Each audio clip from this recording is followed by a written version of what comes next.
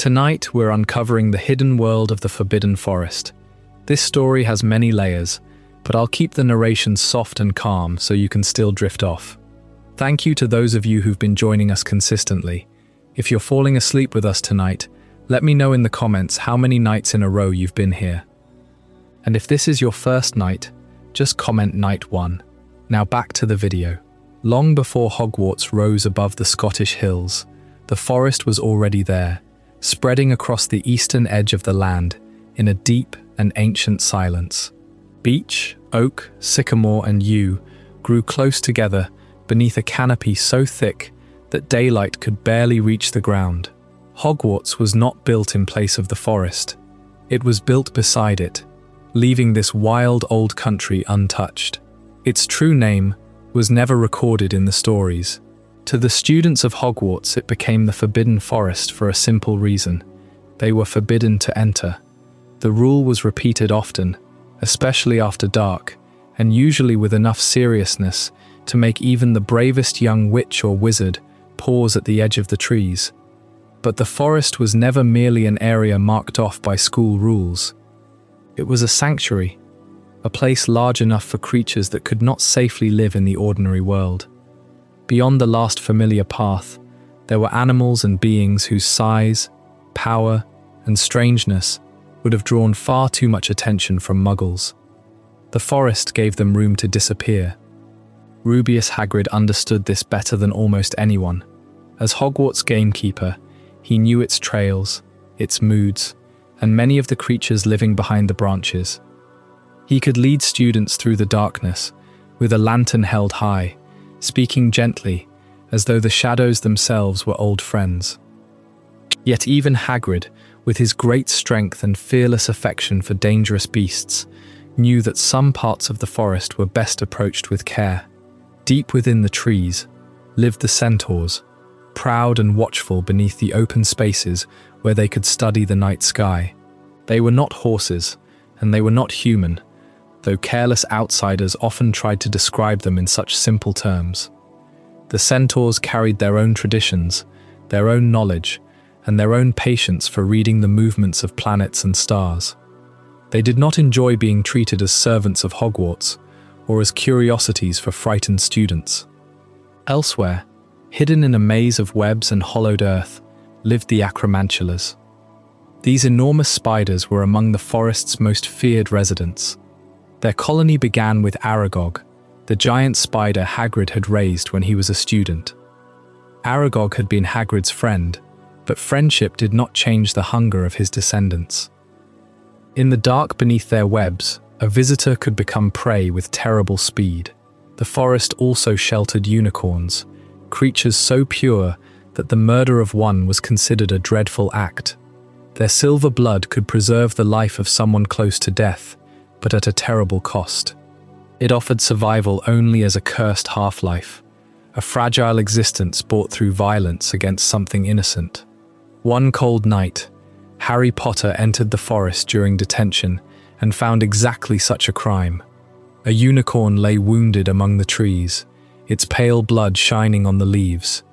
Then, in the clearing, Harry saw a hooded figure drinking from it. He did not yet know every detail of what he had witnessed, but the forest had shown him something important. Even within Hogwarts grounds, the darkness beyond the castle walls was real. And still, the forest was not simply a place of monsters. Thestrals moved quietly between the trees, skeletal winged horses visible only to those who had truly seen death. To some students, the carriages pulled themselves. To others, they were guided by solemn creatures with dark eyes and leathery wings, gentle despite their unsettling appearance. For Harry, the Forbidden Forest became a boundary he crossed again and again. It was where secrets waited beneath roots and branches. It was where fear became visible. And, many years after his first frightened detention, it became the place where he walked alone toward Voldemort, carrying the Resurrection Stone and the memory of everyone he loved.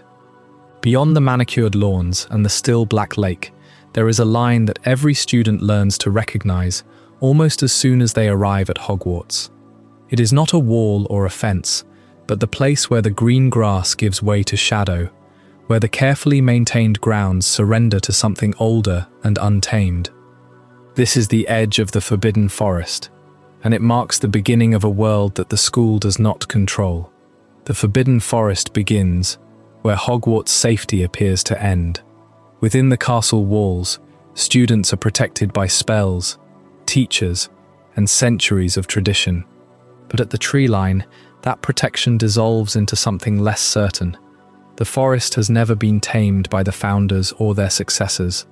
They built the school beside it, not over it, leaving this stretch of ancient woodland untouched as a reminder that the magical world extends far beyond the reach of any institution. Its darkness is not merely atmospheric, it conceals an older magical world. The trees grow so thickly that even at noon, the light filters down in broken shafts, leaving much of the ground in permanent twilight. This is not a place of simple shadows. It is a living reservoir of magic that predates Hogwarts by centuries, perhaps millennia. Within its depths, the natural order of the wizarding world gives way to something more primal. Creatures that cannot be safely integrated into any other reserve in Britain find sanctuary here, hidden from Muggle eyes and from the casual curiosity of students. Every warning about the forest carries the weight of lived experience. When professors tell students not to enter, they are not reciting an arbitrary rule. They are speaking from knowledge of what lives within.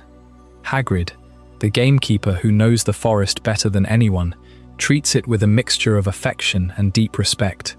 Even he does not venture into its deepest parts without caution. The centaurs who roam the clearings have their own laws and their own wisdom, which they do not share freely with humans. The Acromantulas that weave their webs among the oldest oaks are not malevolent by nature, but they are driven by instincts that do not recognize the boundaries of school discipline. The forest is a threshold in every sense.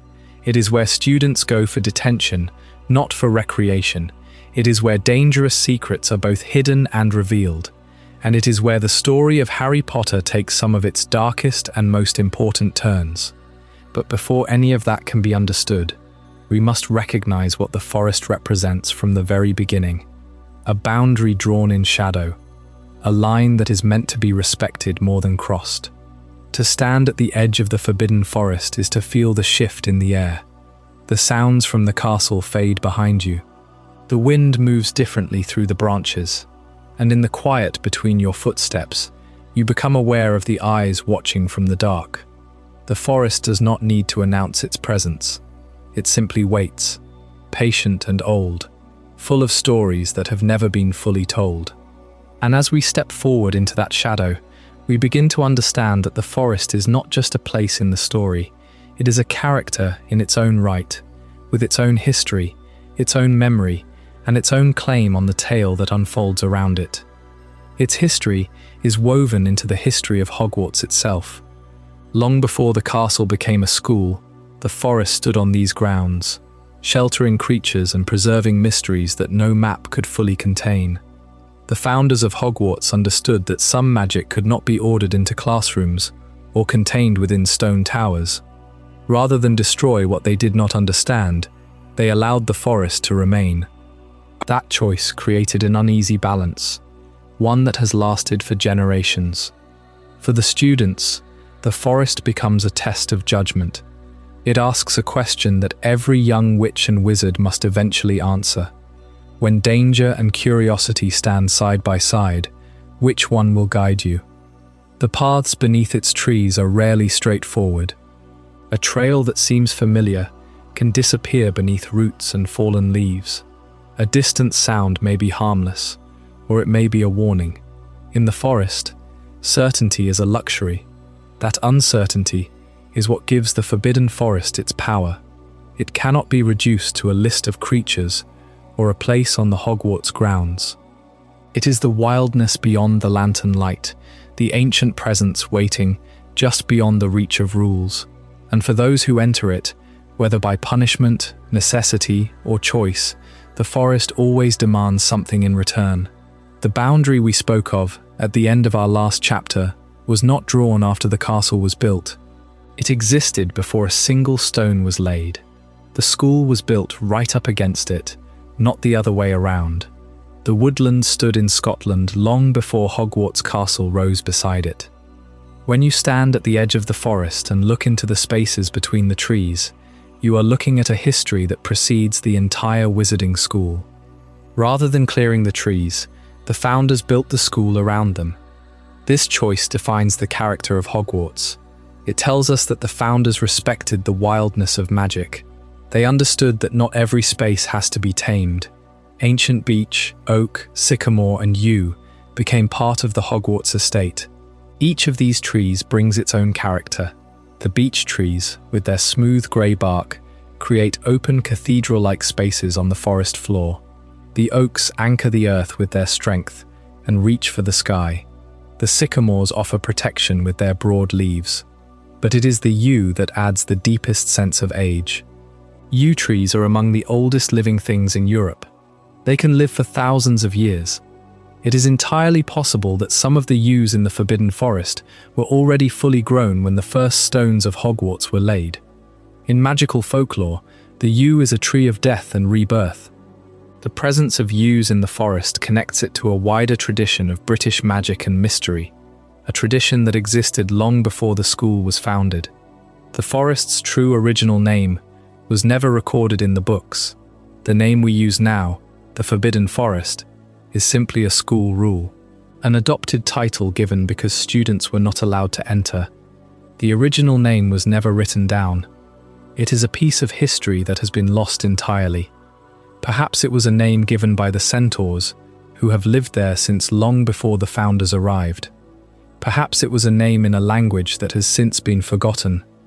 The books simply call it the Forest, but somewhere in the history of that place, it had a different name, a name that might still echo in its deepest clearings. The Hogwarts founders deliberately left the forest untamed and dangerous. This was not an oversight. It was a deliberate decision. The forest serves as a natural barrier on the eastern edge of the grounds. But more than that, it serves as a reserve, a nature reserve for magical creatures that require vast territories to survive. Creatures that could not exist anywhere else in Britain without being discovered by Muggles. The forest gives them a home. The first thing you notice about the forest is the light, or rather the lack of it. Even on the brightest day at Hogwarts, the forest floor is a world of shadow.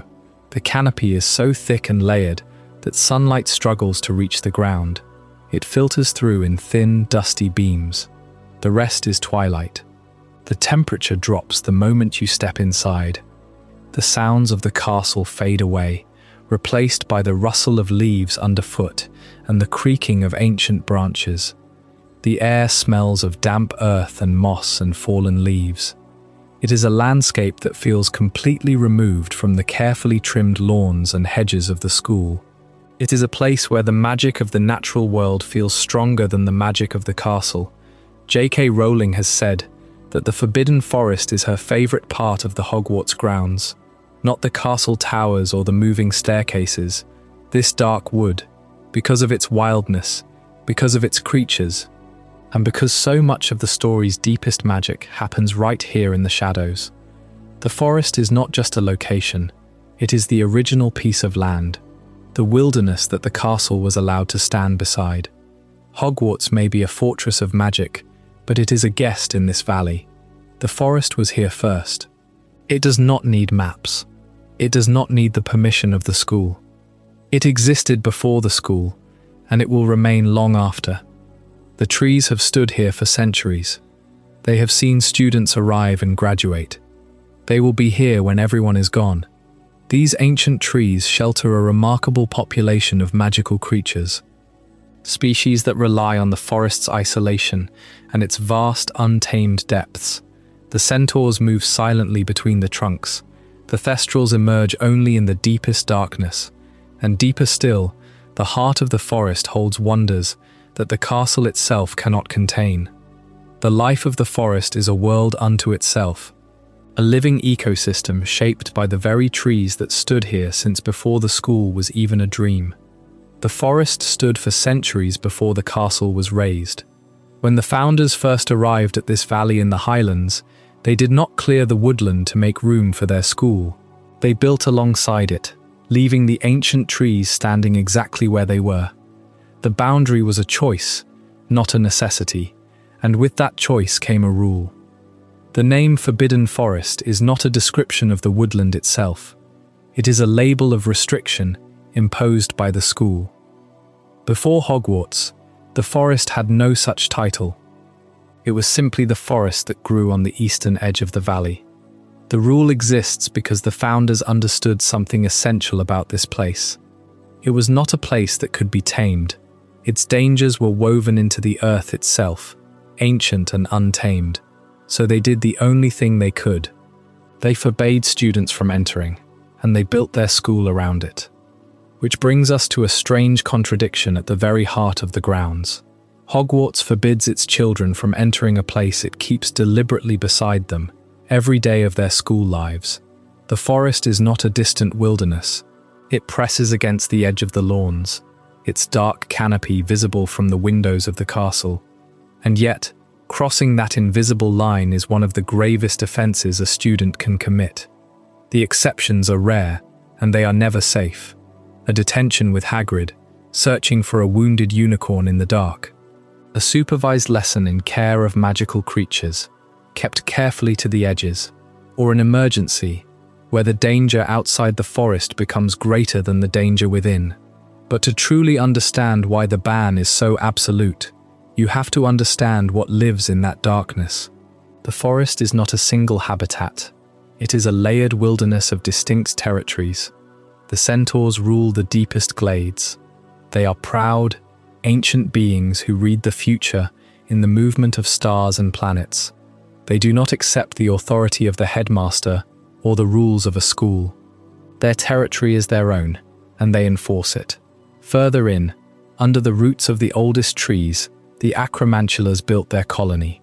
Aragog and Mosag raised a population of giant spiders in the darkness, hidden from the ministry for decades. The teachers could not control them. The spiders simply existed, a fact of the forest, and beyond them, the forest holds creatures that exist in the margins of magical understanding. Thestrals, invisible to those who have not witnessed death. Unicorns, whose blood keeps a body alive, but curses the soul. And deeper still, a litter of werewolves, born with human intelligence and wolf instincts, living by their own rules. The forest does not judge, it simply holds them all. And the danger is not only in the creatures. The forest itself is saturated with ancient magic. It is a place where the boundary between life and death feels thinner than anywhere else on the grounds. Harry Potter walked into the forest to meet his own death, and the forest accepted his steps. He used the resurrection stone there, and the dead walked beside him beneath the canopy. The forest served as Voldemort's headquarters during the Battle of Hogwarts. It housed Grawp, Hagrid's giant half-brother, hidden from the world. It was where Barty Crouch Sr. emerged, maddened by guilt and dark magic, before he was silenced forever. The forest does not choose sides. Its neutrality is not safety. It is the deep neutrality of a place that existed long before wands and wand schools, and will exist long after they are gone. So the ban on students was never an arbitrary rule. It was a recognition of a fundamental truth. Hogwarts is a place of learning, of safety, of civilization. The Forbidden Forest is a place where civilization does not reach. It is the boundary that the school chose to respect and to enforce with absolute clarity. And in that enforced distance, the forest remains what it has always been: a sanctuary, a wilderness, a prison for some, a home for others. It is the contradiction that defines the eastern edge of the estate, a place of ultimate danger kept deliberately close, and that wild heart beats on, invisible from the castle windows, holding the breath of unicorns, the tread of centaurs, and the spinning webs of the Acromantulas in the dark. The name Forbidden Forest is a label imposed by Hogwarts, a warning for students who might stray too far from the safety of the castle. But the forest itself was never intended to be merely a dark blot on the edge of the school grounds. It is something far more significant. It is a sanctuary, the last truly wild place in Britain. Most of the magical world is carefully managed. The Ministry controls the skies, regulates the breeding of beasts, and hides evidence of the extraordinary from Muggle eyes. But the Forbidden Forest has never been fully governed by the Ministry. It predates the Ministry. It predates Hogwarts. It predates the very idea of wizards claiming ownership over the land. This forest serves as a hidden sanctuary for creatures too dangerous or too vast for ordinary lands. Creatures that would never survive in a world of fences and fields. Its dense territory gives magical beings room to live entirely beyond Muggle notice. The trees, beech, oak, sycamore, and yew, grow so tightly together that their canopy blocks the sun even at midday. The paths twist and vanish. Deep within, the sounds of the outside world dissolve into silence, broken only by the movement of something large, just beyond the line of sight. This is a place where entire colonies can exist unseen. A herd of Thestrals, a clan of Centaurs, a nest of Acromantulas. Beings that require space no simple nature reserve could ever provide. And this is where the fragile treaty begins. Hogwarts protects the creatures, even when the creatures threaten Hogwarts students. The school does not clear the forest. It does not hunt the beasts that live there. When a student breaks the rule and enters the forest, the punishment falls on the student, not on the forest. It is an agreement as old as the castle itself. The civilization of Hogwarts stops at the tree line. Beyond it, the wilderness holds its own authority. This treaty is tested again and again. The Centaurs, proud and deeply independent, reject the Ministry's classification as beings. They live by their own laws, reading the stars and the movement of the planets. When Dolores Umbridge entered the forest in 1996 and attempted to impose her will upon them, the treaty was broken. The Centaurs did not recognize her authority. They took her into the darkness, and the school had no power to stop them. This is the reality of the fragile treaty. It holds only as long as both sides respect it. The Acromantulas are another test of this balance. Deep in the heart of the forest, Aragog ruled a colony of giant spiders. Creatures of this size and appetite should not exist in Britain. They would terrify Muggles. They would unsettle most wizards. But the forest gives them room, and Hogwarts gives them privacy. Even when Harry and Ron stumbled into their territory in their second year, following the trail of fleeing spiders, it was not the forest that punished them. It was the spiders themselves. The school had granted them this space, and the students had violated the terms of the treaty. And yet, despite the danger, the forest is not a hostile place. It is a wild place. There is a difference. The unicorns that roam its clearings are among the most pure and gentle creatures in the magical world. They cannot thrive where humans gather. They need the solitude of the deep woods. The Thestrals too find refuge here. Winged horses invisible to those who have not witnessed death, they exist on the edge of perception, perfectly suited to the shadows of the forest. Even the werewolves who produced a unique litter of cubs within these woods found a place of secrecy. The forest does not judge. It simply exists, vast and patient, allowing life to unfold in its oldest patterns. Harry Potter knew this forest better than most students. In his first year, he entered it in the dead of night, searching for the creature that had killed a unicorn. He found a hooded figure drinking its blood. Lord Voldemort, clinging to a half-life by violating the deepest sanctuary of the wild.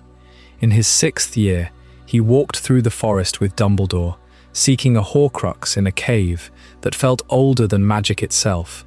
And in his final year, he walked into the forest one last time. This time, to surrender. The forest became the place of his sacrifice. It was the only ground wild enough, ancient enough, for that moment. The Battle of Hogwarts spilled into the forest. The Acromantulas were driven out by Death Eaters, forced to fight on both sides. The Centaurs descended from their hidden glades to join the final confrontation. The treaty, for a brief moment dissolved into war, but when the battle ended, the forest remained. It absorbed the conflict, the spells, the footprints of giants, and the blood of the fallen. It simply continued to grow. This is what the Forbidden Forest represents. It is the boundary that cannot be fully crossed, the reminder that there are places magic cannot tame. It is the last wild place in Britain, preserved not in spite of Hogwarts but because of it.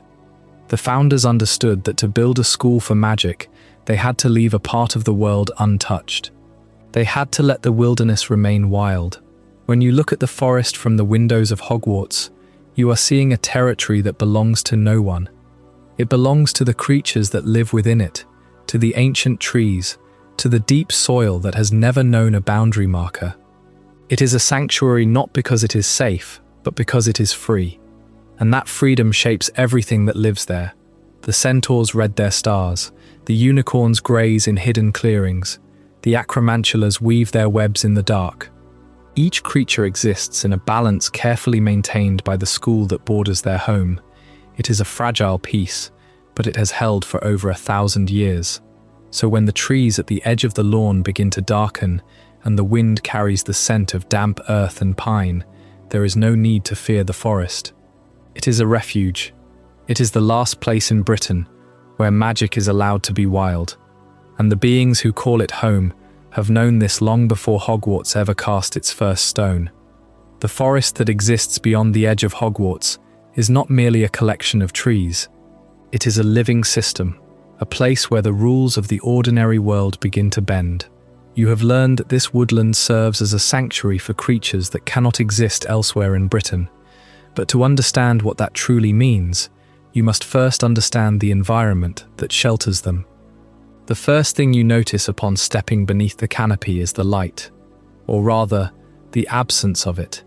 Thick branches interlock overhead, woven so densely that they form a second sky, one that refuses to admit the sun. Daylight becomes a rumor. What should be noon feels like deep twilight.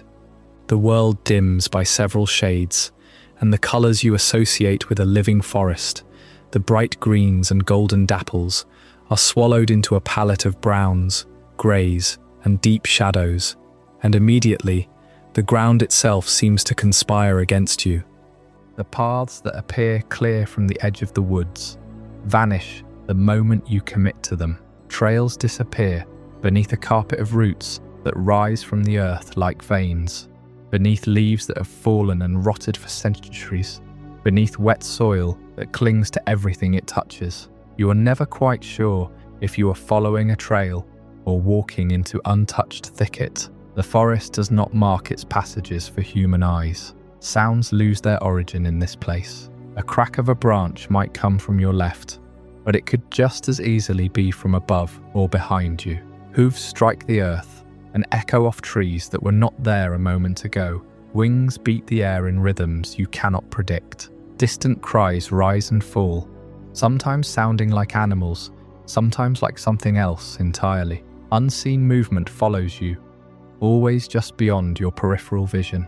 You hear creatures before you see them, and often you never see them at all. This is what frightens visitors most about the Forbidden Forest. Not the creatures themselves, though many are dangerous. Not the darkness, though it is oppressive. What truly unsettles the human mind is the forest's refusal to reveal what is watching. You feel eyes upon you from every angle, but when you turn to look, there is only the sway of a branch or the rustle of a leaf. The forest keeps its secrets pressed close to its chest. It was into this world that Harry Potter first walked in 1992.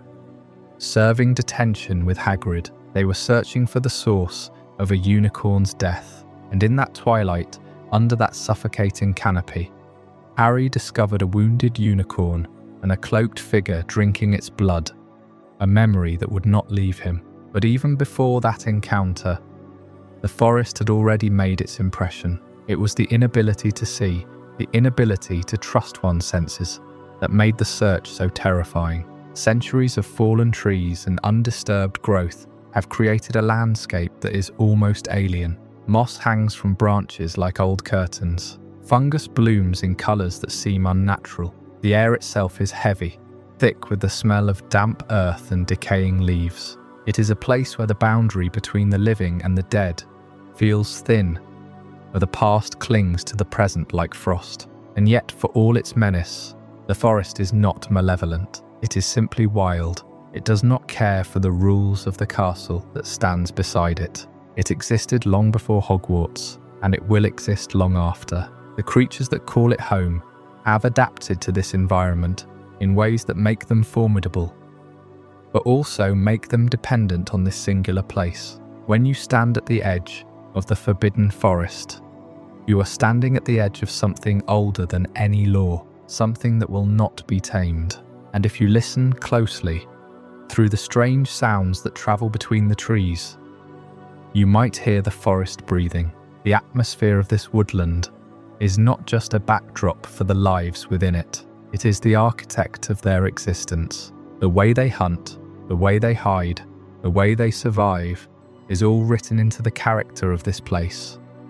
And to know the forest is to begin to understand the creatures that have made their home in this ancient, swallowing dark. Trails vanish beneath roots, leaves and wet earth, swallowed by a canopy that turns noon into dusk. But there is one person who moves through this impenetrable landscape, as if it were his own back garden. A man who knows every hidden hollow, every rustling thicket, and the exact temperament of the creatures that dwell within. Rubeus Hagrid knows the forest better than almost anyone at Hogwarts, a truth that is both a comfort and a very specific kind of terror. Hagrid's connection to the forest runs deeper than simple familiarity. It is a matter of philosophy, where generations of students, professors, and ministry officials see a boundary meant to be respected. A living archive of untamable danger, Hagrid sees a neighbourhood. He sees a home for the misunderstood, the magnificent, and the monstrous. The forest is not a place of fear for him. It is a sanctuary, an extension of his own soul, which has always had more sympathy for the fang and the claw than for the rulebook. This perspective makes him an invaluable guide, but it also makes him a source of unpredictable danger for anyone who follows him. Hagrid leads students into the woods with a confidence that others find deeply alarming. It is not arrogance, it is genuine, unfiltered enthusiasm. He walks into the domain of Acromantulas, a species that feeds its young on human flesh, calling out to a creature named Aragog as if approaching an old friend for a cup of tea. He assumes that the deep guttural warning of a hippogriff is a negotiation, not a threat. He speaks to blast-ended scroots as if they are wayward puppies rather than fire-breathing logistical nightmares. Even his own dog, Fang, a boarhound who trembles at the forest edge, is proof of Hagrid's flawed optimism. He drags Fang into the thick of danger, convinced that exposure to the marvellous will cure fear. It rarely does, but it never shakes Hagrid's faith. His love for misunderstood creatures makes him both guide and source of danger. This is the central tension of his character when he steps into the tree line. Hagrid sees neighbours where most people see monsters. He does not view the forest's inhabitants through the lens of the textbooks. He sees Aragog not a man-eating acromantula. He sees the centaurs not as aloof omens, but as proud beings who deserve respect, even if he struggles to understand their inscrutable silences. He sees Grawp not a violent giant, but a little brother in need of patience. This empathy is his greatest strength and his most consistent blind spot. He cannot fathom why a student might scream at the sight of a three-headed dog, or why a hippogriff's sharp beak might cause hesitation. He sees the beauty in the beast so completely that he often forgets that others are still learning to see past the teeth. When he leads students into the forest for Detention's lessons, he does so with the genuine belief that he is giving them a gift. He is showing them the secret heart of the school, the wild place that the founders never tamed. He points out the pattern of a bowtruckle's nest, the shimmer of a unicorn's coat in the moonlight, the strange, silent dignity of a thestral herd. He does not lecture, he celebrates. He is a keeper of dangerous secrets, not because he hoards them, but because he trusts his students with them too early, too eagerly. and this trust has consequences. Every time Hagrid takes a student into the forest, he is betting his credibility and their safety on his belief that the creatures of the forest will recognize his goodwill and extend it to his companions. Sometimes it pays off, and a student experiences a genuine, unforgettable moment of magic. Other times, the gap between Hagrid's perception and reality becomes a chasm, and a simple lesson turns into a desperate race for the edge of the trees. His influence extends beyond the physical creatures he cares for.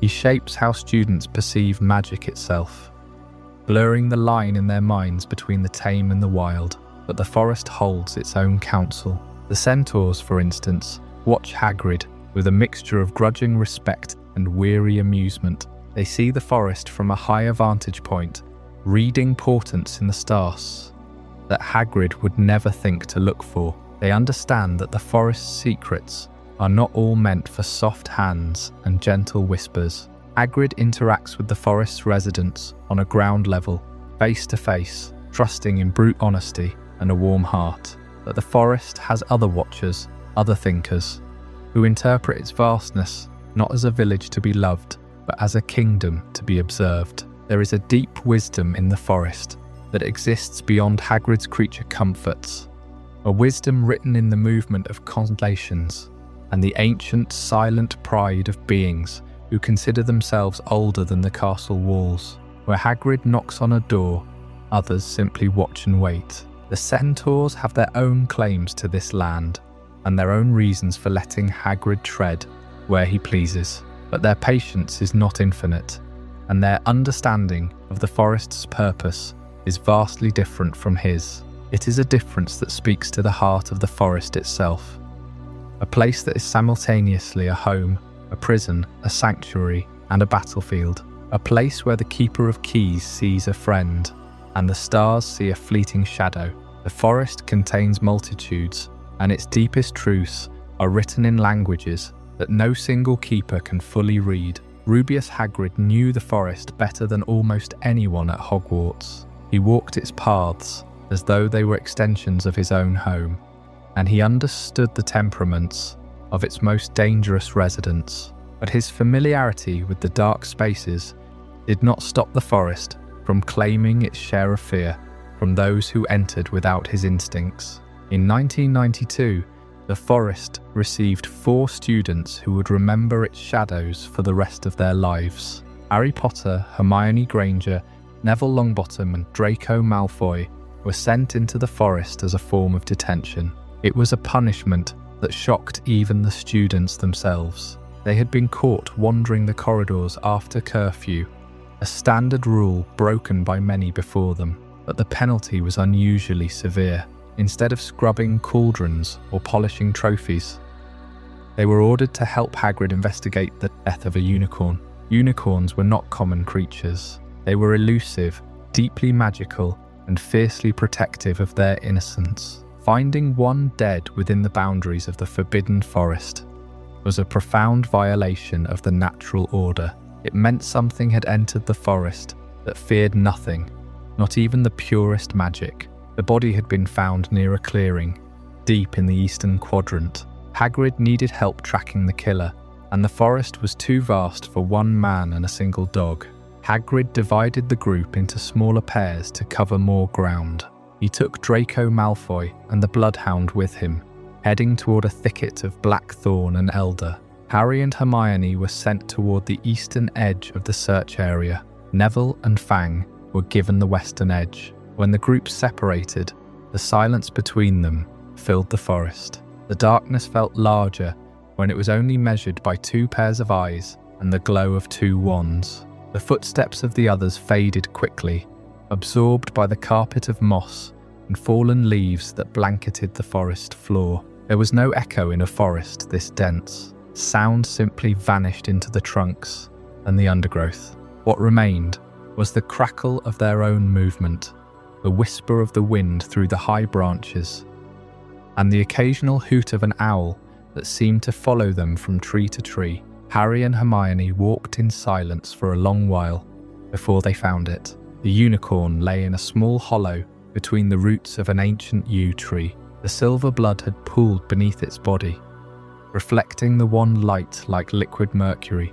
The purity of the creature made its death feel wrong in a way that went beyond the physical. It was a disruption of the natural balance. Then the silence broke. A soft sucking sound came from the shadows. A hunched figure crept forward, drawn to the corpse, pressing its mouth to the wound.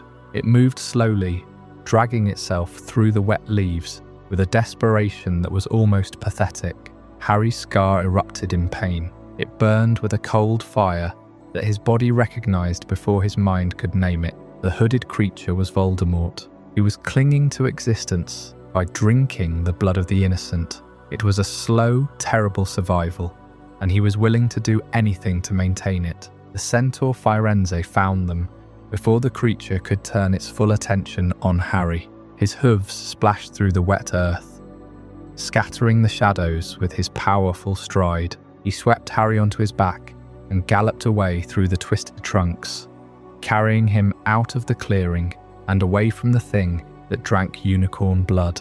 The forest blurred around them. Roots and rocks passed beneath the centaur's hooves without slowing his stride, and as they rode, Firenze spoke of the nature of the blood. The unicorn was a pure creature, he said. To slay it and drink its blood was to curse oneself. The drinker would survive, but at the cost of their humanity. They would live a half-life, a cursed existence, until they could find a way to restore their body. Firenze had seen the stars. He knew that the darkness in the forest was not just a lingering shadow. It was a presence, waiting and watching. When the detention finally ended and the students were allowed to return to the castle, the forest did not release them entirely. The chill had seeped into their bones. The images of the silver blood and the crouched figure followed them up the lawn and through the great oak doors. The warmth of the common room fire was welcome, but the shadow of the trees remained at the edge of their thoughts. This was Harry's first direct encounter with the hidden survival of Lord Voldemort. But it was only a glimpse of the forest's deeper truth. The trees held other creatures, older magic, and alliances that bridged the gap between the natural world and the magical one. The centaurs watched the stars for signs of war. The Acromantulas wove their webs in the deepest reaches, and somewhere within the shadows, the land itself remembered a time before Hogwarts, when the forest was the only kingdom in the valley. The 1992 detention was a punishment without clear explanation. Harry Potter, Hermione Granger, Neville Longbottom and Draco Malfoy were sent into the dark woods under Hagrid's reluctant guidance. Their task was not simply to patrol, it was to find the source of a deep disturbance. A unicorn had been killed, its blood drained completely. This was no ordinary death. The killing of a unicorn in the Forbidden Forest is one of the darkest acts that can be committed, an omen that touches the very land itself. And so we must ask the question, what is the nature of the creature that would commit such an act? And what is the true power of the silver blood that was spilled? Unicorns are among the purest magical creatures known to the wizarding world. They are not simply beautiful animals. They are living symbols of grace, of untamed and uncorrupted magic.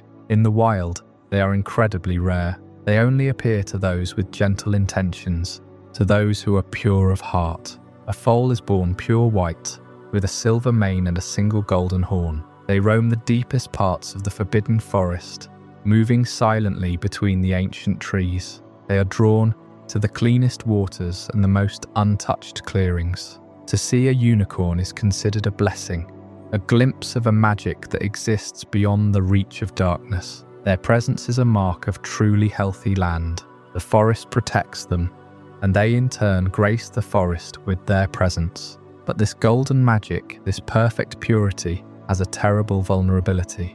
Unicorn blood is unlike any other substance in the magical world. It holds a power that is almost absolute in its ability to preserve life. If a person is on the brink of death, even if they are already cursed, unicorn blood will keep them alive. It can stop the progress of any poison and heal any wound. There is a reason this knowledge is kept in the darkest corners of magic. The restorative properties are absolute, but the cost is eternal. The moment the silver blood passes the lips, the drinker's soul is stained forever. They are cursed to a half-life, a survival stripped entirely of dignity and hope. They live, but they live under a shadow that never lifts. They are physically saved from death, but they are damned to a hollow, corrupted existence. The life they cling to is a shell. The price of this survival is their humanity, their peace, everything that makes life worth living. Very few wizards have ever been desperate enough to drink the blood of a unicorn. It requires a level of fear, of total abandonment of hope, that is almost incomprehensible. To do so, one must be so terrified of the end that they would sacrifice their very soul for another hour of breath. This is what Harry Potter saw in the clearing in 1992.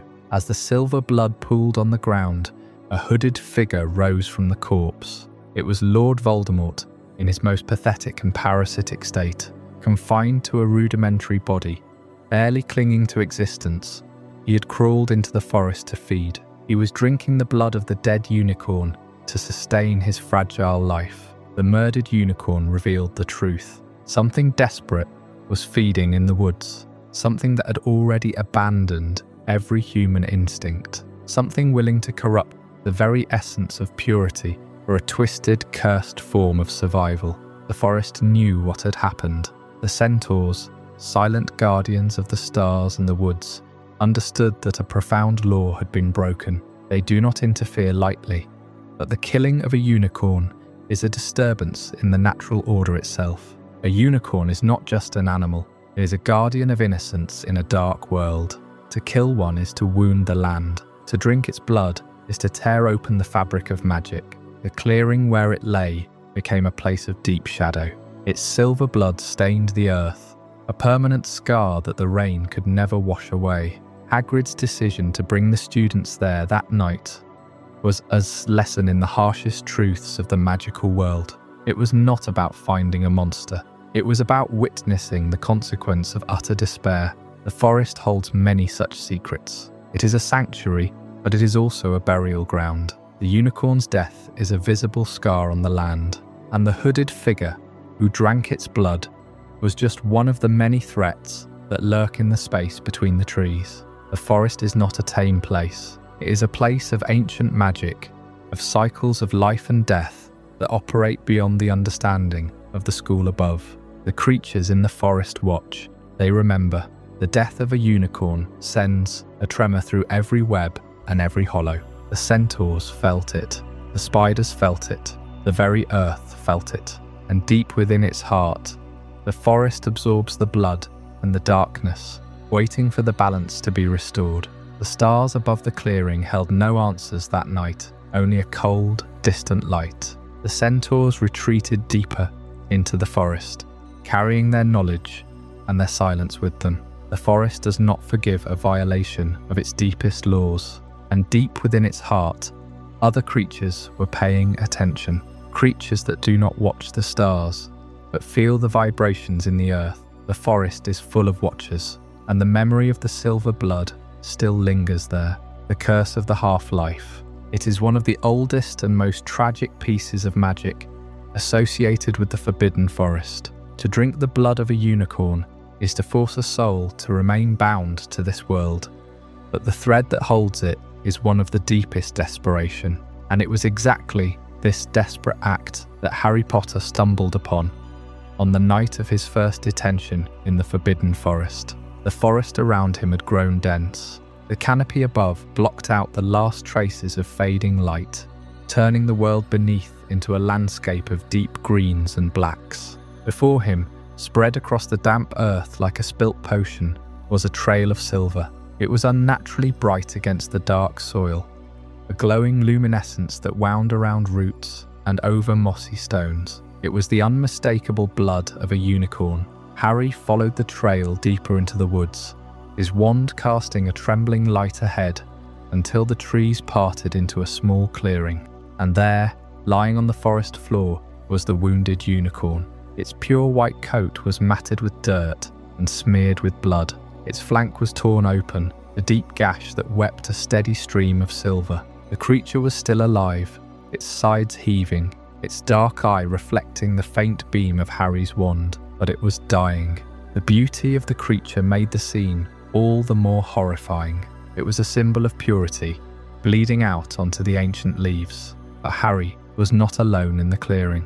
A figure was bent over the unicorn's body. It was wrapped in a hooded cloak, and its movements were slow and deliberate, desperate and hungry. The figure was drinking directly from the wound, lowering its head to the open gash and swallowing the silver blood. This was the most forbidden act a wizard could commit, a crime against nature, against magic, against the very soul of the forest. The creature lifted its head, and beneath the hood, Harry saw a face that should not exist in the forest. It was pale and snake-like, with slits for nostrils and eyes that burned with a terrible red light. It was Lord Voldemort, but not the triumphant Dark Lord he would later become. This was Voldemort reduced, a husk, a parasitic spirit clinging to the world. Only through the dark magic of the unicorn's sacrifice. He was drinking the blood to survive, to anchor himself to the earth, to avoid the nothingness that awaited him. He existed in a cursed half-life, hidden from the Ministry and from Dumbledore, gathering the smallest shred of strength in the deepest shadows of the woods. Before the creature could act, the ground shook. A centaur burst from the trees, his powerful hooves tearing through the undergrowth. It was Firenze. He swept Harry onto his back and carried him away from the clearing, his hooves striking sparks from the stones. He did not slow until the clearing was lost in the darkness behind them. Firenze explained what Harry had witnessed. The forest had become part of the Dark Lord's plan. It was his refuge, his hiding place while he was weak, a sanctuary for the darkest wizard of the age. The centaurs had watched the stars shift. They knew that something ancient and terrible had made its home in the woods. The forest had always been a sanctuary for strange and dangerous creatures, and now it sheltered the most dangerous thing of all. This moment in the forest reveals a profound truth about the nature of this ancient woodland. It is a place that exists just beyond the boundaries of the ordinary world, a place where the deepest magic can be used for good or for terrible evil. The forest gave the unicorn a home, a place to live its pure life away from the chaos of the world. And in that same space, a creature of absolute darkness committed an unforgivable act. The image of the hooded figure bent over the unicorn is one of the most haunting in the forest's history. It represents the corruption of something sacred. The unicorn had bled out its silver life onto the floor of the forest, and Voldemort had drunk it down to sustain his own cursed existence. The forest held the secret of that act. The trees kept their watch. The creatures hid in their lairs, and the memory of that spilt blood soaked into the ground and became part of the Forbidden Forest's long and ancient story. The hooded figure vanished back into the trees, but the silver stain remained on the forest floor, a grim reminder that the war had already found a home in the darkness beneath the canopy. Firenze saved Harry that night, but the forest itself was beyond saving.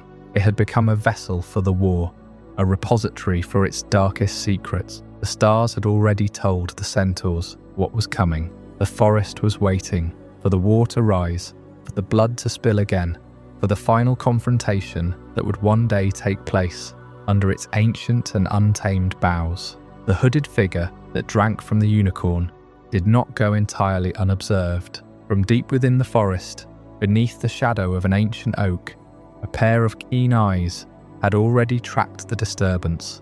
Long before Harry Potter stumbled into that clearing, the centaurs had seen this shadow approaching for months. They had read it in the slow shifting of the constellations, in the way Mars burned with a hostile light, and in the deep alignment of planets that only they could perceive. Deep in the forest lives a proud colony of centaurs. They are not beasts to be studied in a care of magical creatures lesson, nor are they creatures to be summoned by the castle like house elves. The centaurs are a sovereign race, a civilization of their own, with laws that predate the founding of Hogwarts and a lineage that stretches back into the deepest antiquity of the British Isles. Their primary language is silence, spoken only through the stars. They read the heavens and measure time through patterns that humans barely understand.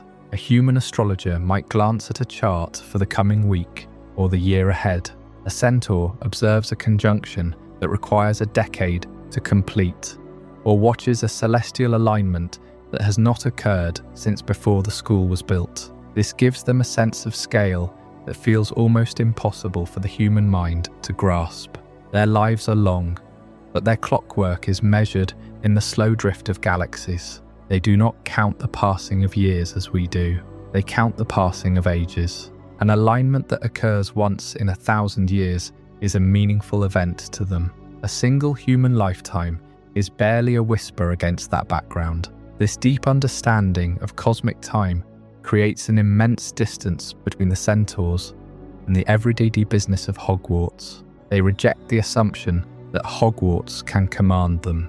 Hogwarts has walls and rules, and a bell that rings to mark the passing of hours. The centaurs respect neither the bell nor the walls. They believe that no human authority, not even the headmaster, has the right to summon them or demand their obedience. When Dolores Umbridge entered their territory in 1996, attempting to assert the will of the Ministry of Magic, the centaurs responded with a swift and absolute rejection of her authority. They do not fight human wars. They do not answer to human laws. The forest is their kingdom, and their only allegiance is to the stars that guide them. Their knowledge is immense, but they consider human urgency small beside the stars. The centaurs do not see a war that lasts a few years as a significant crisis. They see it as a brief storm in a very long season. A single human life, even a life as important as Harry Potter's, is a tiny flicker in the vast eternity they study every night. A centaur named Firenze chose to defy his herd when he saved Harry Potter from the hooded figure in the clearing. He argued that the cosmic signs demanded intervention. He had seen the same darkness in the stars that they had all seen, but he interpreted it differently. He believed that the prophecy written in the heavens required an active hand, but the other centaurs saw it differently. They saw a human boy stumbling through a forest that did not belong to him, and they felt that Firenze had debased himself by acting like a common pack animal, carrying the boy to safety on his back. Firenze was banished for his compassion, forced to leave the colony because he chose a human life over the strict neutrality of the stars. He was stripped of his status and driven out, a pariah among his own kind. The centaur colony is led by mature members like Bane, Ronan and Megorian. They maintain a strict hierarchy rooted in wisdom and age. When Firenze was banished, Bane was the most vocal in his condemnation, shouting that Firenze had become a mule for humans. This reveals a deep tension within centaur society. They are not a single unified voice. Some, like Ronan, speak in philosophical riddles, acknowledging the vast, unknowable nature of the universe. Their reading of the stars is subtle and open to debate. Others, like Bane, are proud and quick to anger, seeing any interaction with humans as a contamination of their purity. Megorian acts as a kind of spokesman for the herd in times of conflict, measuring his words carefully before they are spoken. Their territory sits in the highest part of the Forbidden Forest, where the ancient trees thin out and the land rises toward a rocky outcrop.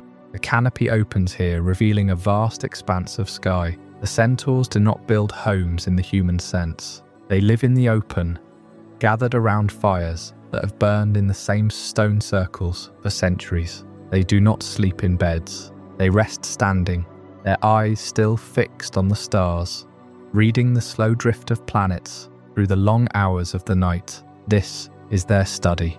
This is their library. And every new alignment is a page earned in a book that has no final chapter. Despite their disdain for human institutions, the centaurs have a complicated relationship with Hogwarts. Dumbledore treats them with a deep respect that borders on reverence. He understands that they cannot be forced, only asked. This is why the Forbidden Forest remains mostly undisturbed by the castle. To challenge the centaurs is to challenge a force of nature. They are protectors of the forest in a way that Hagrid never could be. because they protect it not out of affection for its creatures, but out of a cosmic duty to maintain the balance of the world. They see the forest as a living extension of the earth, a place where the boundaries between worlds are thin. In the final year of the war, the Centaurs made a choice that shocked many who knew them. During the Battle of Hogwarts, as Voldemort's forces swept across the grounds, the Centaurs emerged from the forest. They charged into battle against the Death Eaters. This was a profound break from their doctrine of non-interference. The stars must have spoken of a darkness so absolute that it threatened the forest itself. Or perhaps the Centaurs had been watching the battle unfold and decided that this was no longer just a human war. It was a threat to the very existence of the magical world they inhabited, a world that contains the stars they hold so sacred. They fought with fury, their hooves thundering against the earth, their bows singing through the smoke. For one night, they set aside their detachment and became soldiers in a war that was not their own. The Centaurs remain the most ancient and inscrutable guardians of the Forbidden Forest. They see everything from their clearings high on the slopes, but they intervene only when the constellations themselves demand it. Their society exists in layers of silence and observation, a patient civilization waiting for the universe to reveal its next secret. To walk deeper into the forest after leaving the Centaur's domain is to enter a world where the rules change entirely. The canopy grows thicker, the ground softer, the air heavy with the scent of damp earth, and something older, something that's been waiting in the dark long before the Centaurs first looked up at the stars. The path begins to slope downward into a valley where the light of the sun barely reaches, and where the silence is broken by sounds that echo with a different kind of intelligence entirely. The Centaurs measure the world in movements of stars and planets,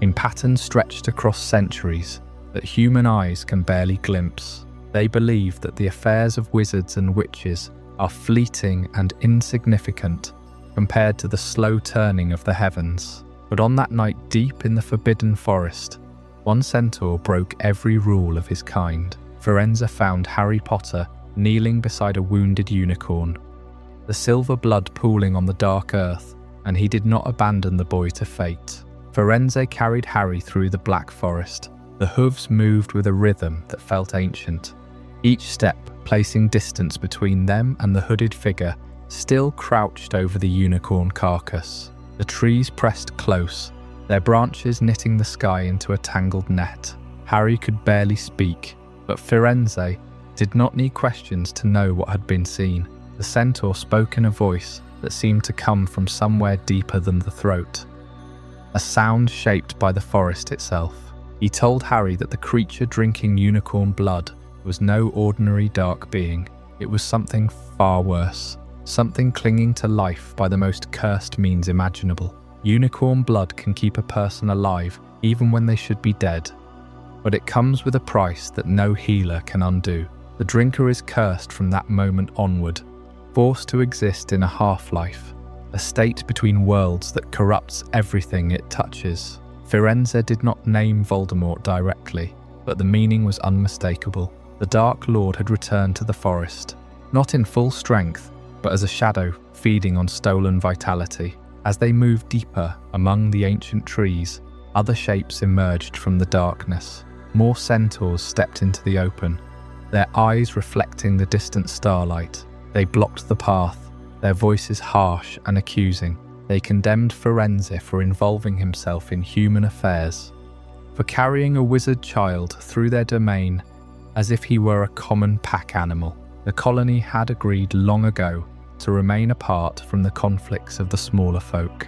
They watched the stars and let fate unfold without interference. Firenze had betrayed that sacred principle. The argument that followed was not loud, but it carried the weight of centuries. The other centaurs spoke of the dangers of meddling, of the chaos that follows when the boundaries between human and magical beings break down. Firenze answered that he had seen the signs, that the stars themselves were shifting toward a confrontation that would involve everyone, even those who hid in the deep woods. To stand aside was not neutrality, he argued. It was cowardice dressed in philosophy. Harry watched this unfolding from Firenze's back, realizing that even a rescue could ignite conflict in the forest's hidden societies. The Centaurs were not a single voice. They were individuals with their own interpretations of the cosmos. And this disagreement would echo among them for years to come. Firenze's decision to carry Harry to safety was not just a simple act of kindness. It was a declaration, a taking of sides in a war that had not yet fully begun. The other Centaurs eventually stepped aside, but their disapproval hung in the air like mist. Firenze continued on, setting Harry down at the edge of the forest, where the lights of Hogwarts glowed through the trees. He offered no farewell beyond a warning. The forest contained many eyes, he said, and the darkest of them were now fixed on this place. Then he turned and vanished into the shadows, leaving Harry alone with the weight of what he had learned. The forest does not forget. Its creatures remember every trespass, every spilled drop of blood, every broken branch. And deep within, the one who had drunk from the unicorn was growing stronger, waiting for the moment when he would no longer need to hide in the stolen darkness. For Harry, the warning followed him long after he left the trees behind. He had seen the enemy at his weakest, and somehow that made the danger feel even greater. A creature desperate enough to drink unicorn blood would not remain desperate forever. Before we dive deeper into this incredible journey, I'm curious. Where in the world are you watching this from? Drop a comment below and let our global community know. And if you're finding this as mind-blowing as I am, hit that like button to help more people discover this story. The Centaur Firenze had carried Harry Potter through the dark of the forest, his hooves finding paths among the roots and stones that the human eye could not follow. He spoke of the hooded figure who drank the unicorn's blood, and of the terrible price that Voldemort was willing to pay for a half-life. When Harry was finally released back to the edge of the grounds, the forest did not simply close behind him. It remained present, a dark weight on the horizon, a constant reminder that death and magic are woven together in the deepest parts of the wood. There is a creature that lives at the very border of this understanding. It pulls the carriages that carry students from the Hogsmeade station. But most students never know it is there. They see the carriages rolling along the path, drawn by nothing visible, and they accept it as another piece of the castle's casual magic. But the carriages are not empty. They are drawn by thestrals. Thestrals pull the Hogwarts carriages, though most students never know they are there. Only people who have truly witnessed death and allowed that knowledge to settle into their bones can see the skeletal forms of these horses. The sight of them is not a spell that can be taught or learned from a book. It is a threshold that must be crossed through experience. Until a person has looked directly into the eyes of death and understood what it means for a life to be gone forever, the thestrals remain invisible. The carriage moves by itself. The world makes a kind of comfortable sense. But to the few who can see them, the thestrals are unmistakable. They are tall creatures, their skin the colour of a moonless night, stretched tight over a skeleton that seems to have no flesh to speak of. Their ribs curve like the bars of a cage. Their wings are large and leathery, folding in neat lines against their flanks. And their eyes are the most disturbing thing of all. They are completely white, without pupil or iris, the colour of pearls or of milk, and they see everything and nothing at the same time. A thestral looks at you, and you feel that it sees not just your body, but the weight you carry inside it. The first time a person sees a thestral, there is usually a sharp intake of breath. The carriage suddenly changes from a familiar piece of the Hogwarts experience into a vessel, pulled by something that looks like it belongs in a darker story. The leather of the harness creaks. The chains that connect the carriage to the thestral rattle. With a weight that was invisible before, the world shifts slightly, and it cannot be shifted back. Their appearance is frightening.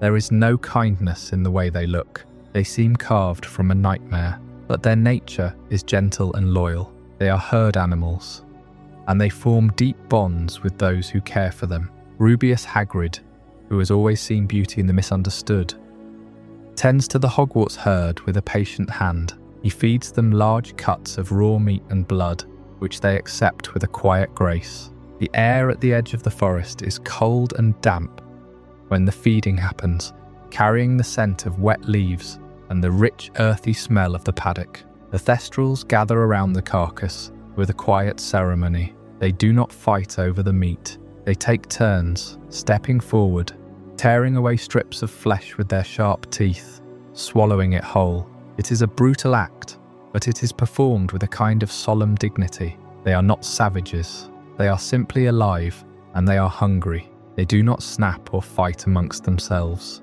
They are not aggressive toward the students who have learned to see them. They are simply present, waiting, watching with those white eyes that hold no malice. In the 5th year at Hogwarts, Hagrid finally received the opportunity to introduce the Thestrals to his class. It was a lesson that few of the students were able to fully appreciate. Hagrid led them to the paddock, and most of the class saw nothing but an empty field. They heard him speaking to the air. They watched him stroke a shape that was not there. It must have been a strange experience for them to see their teacher interacting with emptiness. But for Harry, for Luna Lovegood, and for the few others who carried the mark of grief, the paddock was full of life. The great winged horses turned their heads. They blinked their white eyes. They stepped forward, curious and calm. And Hagrid beamed, proud of his lesson, proud of his creatures. Luna Lovegood was one of the first to approach them. She had seen her mother die when she was young, and so the Thestrals had always been visible to her. She walked among them without fear. She spoke to them in a soft voice, and they bent their heads to listen. It was Luna who taught Harry that the Thestrals were not to be feared. They were simply companions for those who understood loss. She did not see them as monsters. She saw them as friends. For Harry, the sight of the Thestrals was a confirmation of something he had been trying to ignore. He had seen Cedric Diggory die. He had witnessed the murder of his own parents in a pensive memory. But it was the living, breathing sight of the Thestral that forced him to acknowledge that he had crossed a line. He was no longer a child who could look at the world and see only its surface. He could see the carriage horses. He could see the creatures of grief. He was part of a smaller, sadder, but ultimately truer world. The forest shelters creatures that reveal how much death changes a person's sight. The unicorn represents a life so pure that it must be protected. The centaur represents a wisdom that looks to the stars for meaning, but the Thestral represents the direct confrontation with the end. To see a Thestral is to be reminded that you have passed through a door that cannot be closed again. It is a heavy knowledge, but it is not a curse. It is a gift of clarity. The Thestral does not bring death. It simply refuses to hide from it. Thestrals are highly intelligent. They can be ridden, and they navigate the air with a skill that rivals the most accomplished broom rider. A Thestral in flight is a creature of startling grace. The large wings, which seem so awkward and heavy when folded, become instruments of power. They sweep downward, lifting the heavy body into the air with an ease that seems impossible. The air rushes past. The ground falls away. The forest canopy spreads out below like a dark blanket, unbroken for miles. From above, the forbidden forest loses its menace. It becomes a landscape, a territory, a place of wild and undeniable life. They are able to find their way through the thickest fog, and they are drawn to the scent of blood, which makes them invaluable for tracking lost creatures or injured travellers. In the Battle of Hogwarts, the Thestrals fought alongside the defenders of the castle. They carried students out of the range of the Death Eaters. They flew into the darkness without hesitation. They were not afraid of the battle because they understand that death is a part of life, not an enemy to be fled from. The Thestral herd lives in a paddock at the very edge of the Forbidden Forest. They can be seen grazing in the dim light of the Scottish dusk, their wings folded, their heads bowed. They are quiet animals. They do not call out like horses or whinny in the night. They move in silence. they interact in silence, and in their silence, they guard the boundary between the safe world of the castle and the deep, untamed dark of the forest. Beyond their paddock, the forest begins in earnest. The trees grow closer together. The canopy thickens. The light that reached the thestrals at the edge fades and vanishes. The thestrals will follow a rider into this darkness, but they do not linger there. The deep forest belongs to other creatures. It belongs to the ancient trees that have stood since before Hogwarts was founded. It belongs to the soil that has absorbed centuries of magic and memory. In that deeper shadow, the rules of seeing change once more. The thestral taught the lesson of the visible and the invisible, of death and understanding. But the forest has other lessons, hidden in places where even the pale white eyes of the thestrals do not fall. The path does not end at the paddock. It leads inward to where the roots of the oldest trees are thick enough to build a house upon, and where the silence has a weight that can be felt on the skin. The deep shadows beneath the canopy, old histories that have never been written in any book. The roots of the trees have absorbed events that the castle walls have never heard. The silence in those deeper places is of a different kind. It is the silence of waiting, and in that silence, the forest continues to breathe. In the quiet of the hospital wing, the petrified students lay like statues. Hermione Granger, her face frozen in a mask of silent warning. Colin Creevey, still clutching his camera. Justin Finch Fletchley, and nearly headless Nick, suspended between life and death. The Chamber of Secrets was open, and the school was paralysed by fear. Harry Potter and Ron Weasley had exhausted every lead. The only voice that had made sense of the clues was Hermione's, and she was silenced. All they had left was a desperate whisper from Hagrid, delivered just before he was taken to Azkaban. Follow the spiders. It sounded absurd, a madman's last plea. But Harry had learned to trust Hagrid, and in the Forbidden Forest, the gamekeeper's words often carried weight. So in 1993, as the dusk dissolved the outline of the castle, Harry and Ron slipped out of the grounds and into the shadow of the tree line. They waited. The forest was quieter than usual. The usual rustle of leaves, the distant hoot of an owl, the scampering of unseen paws, all of it was subdued. It was as if the forest itself was holding its breath. And then they saw them. It began as a trickle, a single spider, large and black, rushing over the roots of a beech tree. Then another and another. Soon the trickle became a stream. The stream became a river, an unbroken carpet of spiders flowing out of the forest, past Harry and Ron, heading for the safety of the clearing. They were fleeing, every shape and size of arachnid, abandoning their webs, their hunting grounds, their homes. Something had driven them out. Harry and Ron looked at each other. This was it, the trail. They took a deep breath and stepped into the current, pushing against the tide of fleeing creatures.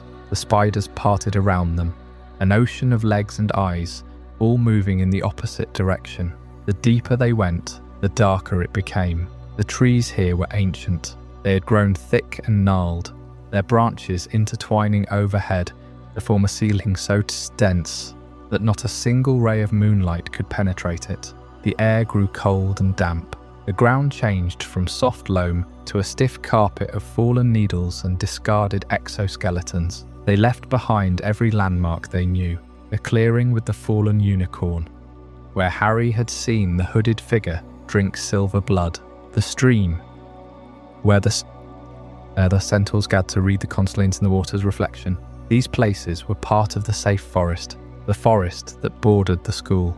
But this path led deeper, into the unmapped territory, where the trees whispered in a language older than wizards. Soon the webs appeared, not the fragile strands of the garden. These were thick ropes of silk, woven with mathematical precision. They stretched between the trunks, forming bridges and tunnels that hung 30 feet above the ground. The air became thick with the smell of decay, of ancient dust, of the heavy, musky scent of the colony. Every step forward made it harder to breathe. They were no longer in a forest. They were in the living fortress of the Acromantulas. Their search driven by a clue connected to the Chamber of Secrets, pulled them deeper into this dark cathedral. They were looking for Aragog, a creature Hagrid had raised 50 years ago when the chamber was last opened. Aragog knew the truth. He knew who the real heir of Slytherin was. He knew the monster that lurked in the pipes, and he knew that Hagrid was innocent. As they descended into the hollow, the forest opened into a wide, bowl-shaped depression. The webs formed a dome overhead, pulsing with the vibration of thousands of bodies. The clicking began. It was not a single sound, but a chorus, a language of mandibles and hunger. Eyes began to glow in the darkness. First pairs, then dozens, then hundreds. They were surrounded.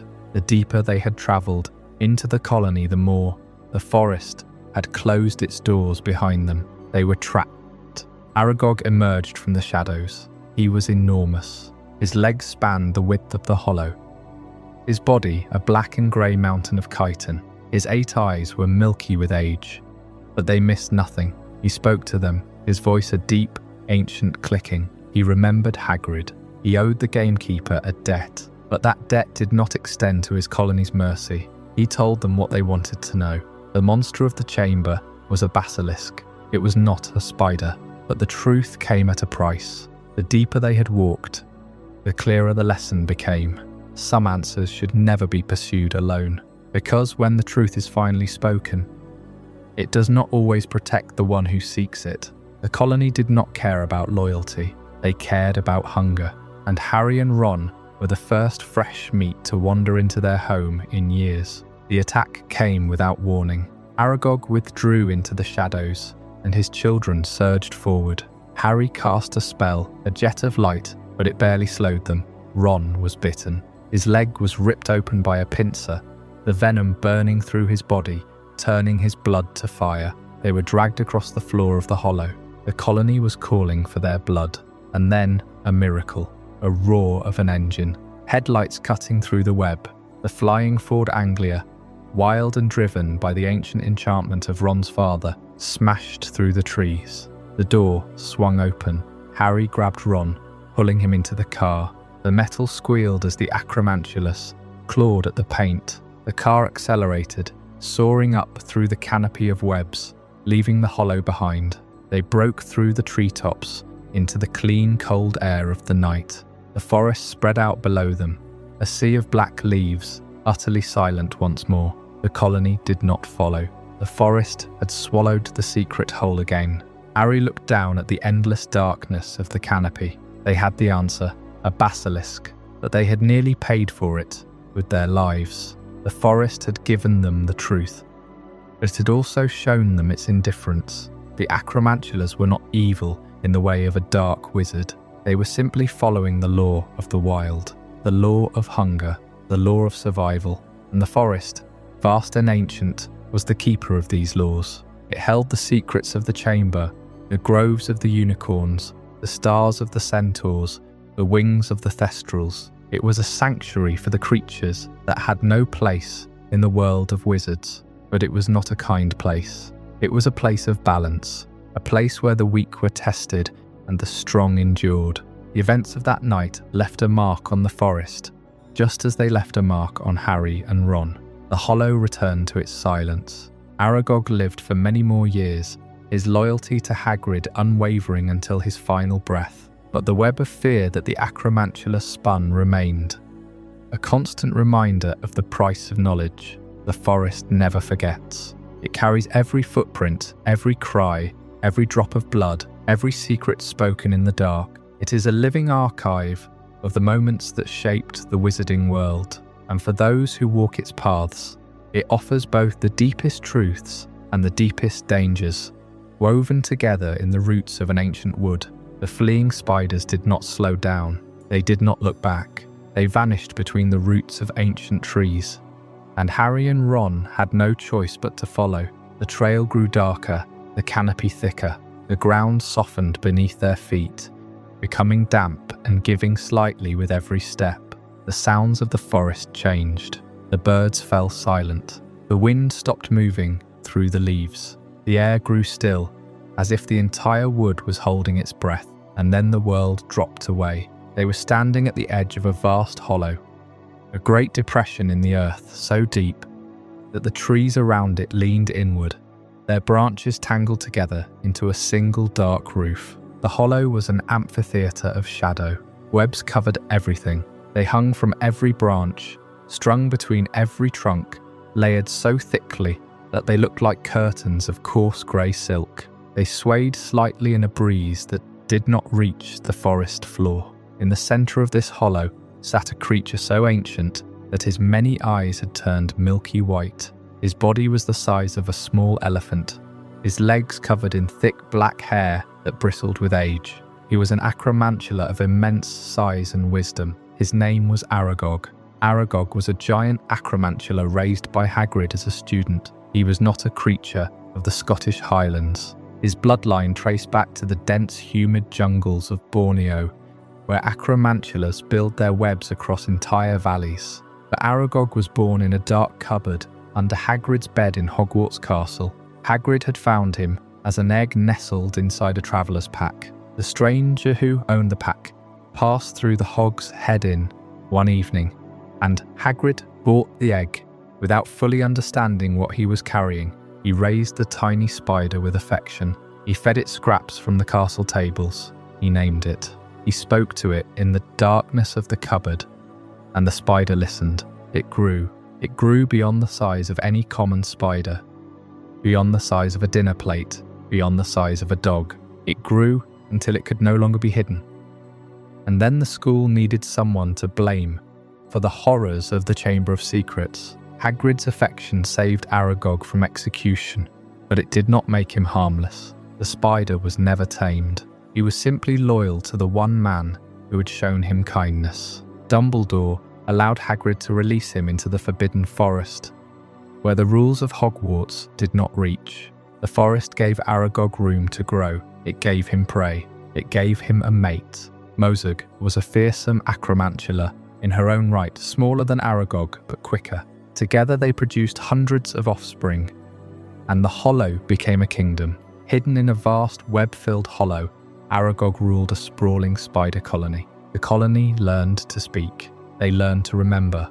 They learned the name of Hagrid, and they respected it. But respect has its limits. When Harry and Ron stood trembling in the torchlight, surrounded by the clicking mandibles of 100 young spiders, Aragog told them the story of his life. He told them that Hagrid was innocent of the crimes he was accused of. He told them that the Chamber of Secrets held something far older and more terrible than an Acromantula. And then he told them that he could not let them leave. The colony was hungry. The old debt to Hagrid could not feed his children. The boys were saved only by the quick thinking of Ron's wand and the arrival of Hagrid himself moments later. Aragog honoured his debt. He did not pursue them, but he made no promise of future safety. The Hollow remained a trap for anyone who entered without the Forest Keeper at their side. The Acromantula colony grew for years. Many of the creatures that wandered into the forest never found their way back out. The Hollow was patient. It waited, and it fed. This story reveals Hagrid's lifelong instinct to defend creatures others fear. It is instinct, not wisdom. He trusted the spider, and in the only way a wild creature can, Aragog honoured that trust. He never harmed Hagrid. He spoke of him with reverence, but the colony had no such bond. The web of loyalty that Hagrid wove around himself did not extend to everyone else. Aragog lived to a truly remarkable age for an Acromantula. He died in his hollow, surrounded by his children, the great web of his life finally stilling. Harry visited him again in the 6th year, finding the old spider blind and weak. Aragog asked him to give Hagrid a message. He asked for his friend to be with him at the end. The death of Aragog was a passing that Hagrid mourned deeply. He buried the enormous spider in the hollow, marking the grave with his tears. But the colony did not vanish. They remained deep in the forest, a permanent echo of the ancient pact between a lost boy and a monstrous egg. When the Battle of Hogwarts began, the colony was driven from the hollow by the Death Eaters, who forced them to fight. The Acromantulas attacked everything. They did not distinguish between friend and enemy. They were a wild force unleashed into a war they did not understand. Some died in the battle, some survived. The hollow where Aragog ruled for so long is silent now, but not empty. The webs still hang, the shadows still move.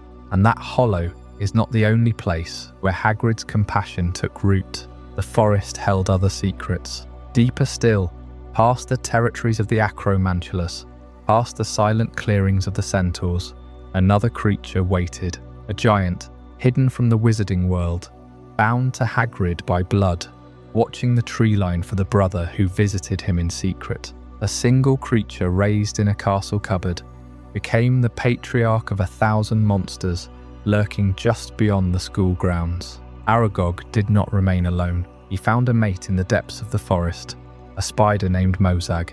Together they started a family that swelled into a vast colony, changing the very nature of the Forbidden Forest. Mosag became the mother of an entire generation of Acromantulas. Her children had children, and soon the forest was thick with them. Thousands of giant spiders filled the dark spaces between the ancient trees.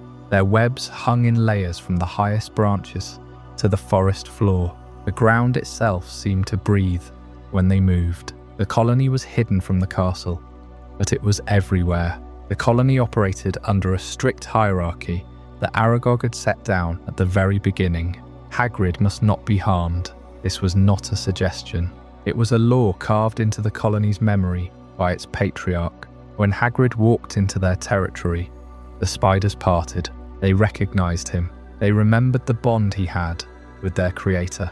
Aragog had once told Hagrid that he would never let his children harm a hair on his head, and for many years he kept that promise. The colony tolerated Hagrid's presence, his booming voice crashing through their domain, because Aragog had commanded it. It is a strange thing to consider, an entire colony of spiders bound by a promise made to a single human. But the forest is full of such strange rules, that this protection was specific. It did not extend to Hagrid's friends. It did not extend to his students. It only extended to Hagrid himself. Harry Potter and Ron Weasley discovered this hard truth in their second year. Following a trail of fleeing spiders, they descended into the colony's heart, calling out Hagrid's name as a shield. Aragog, blind and ancient, heard them. He recognized the name. But the bond was not strong enough to overcome the basic instinct of his children. The younger spiders pressed forward, their pincers clicking with hunger. Harry and Ron escaped with their lives, only because of a lucky diversion. They saw the truth that night. The colony was not a sanctuary. It was a feast waiting to happen, and Hagrid's protection only covered one man. As the years passed, that single thread grew thin. Aragog's health began to fail. His great legs grew slow.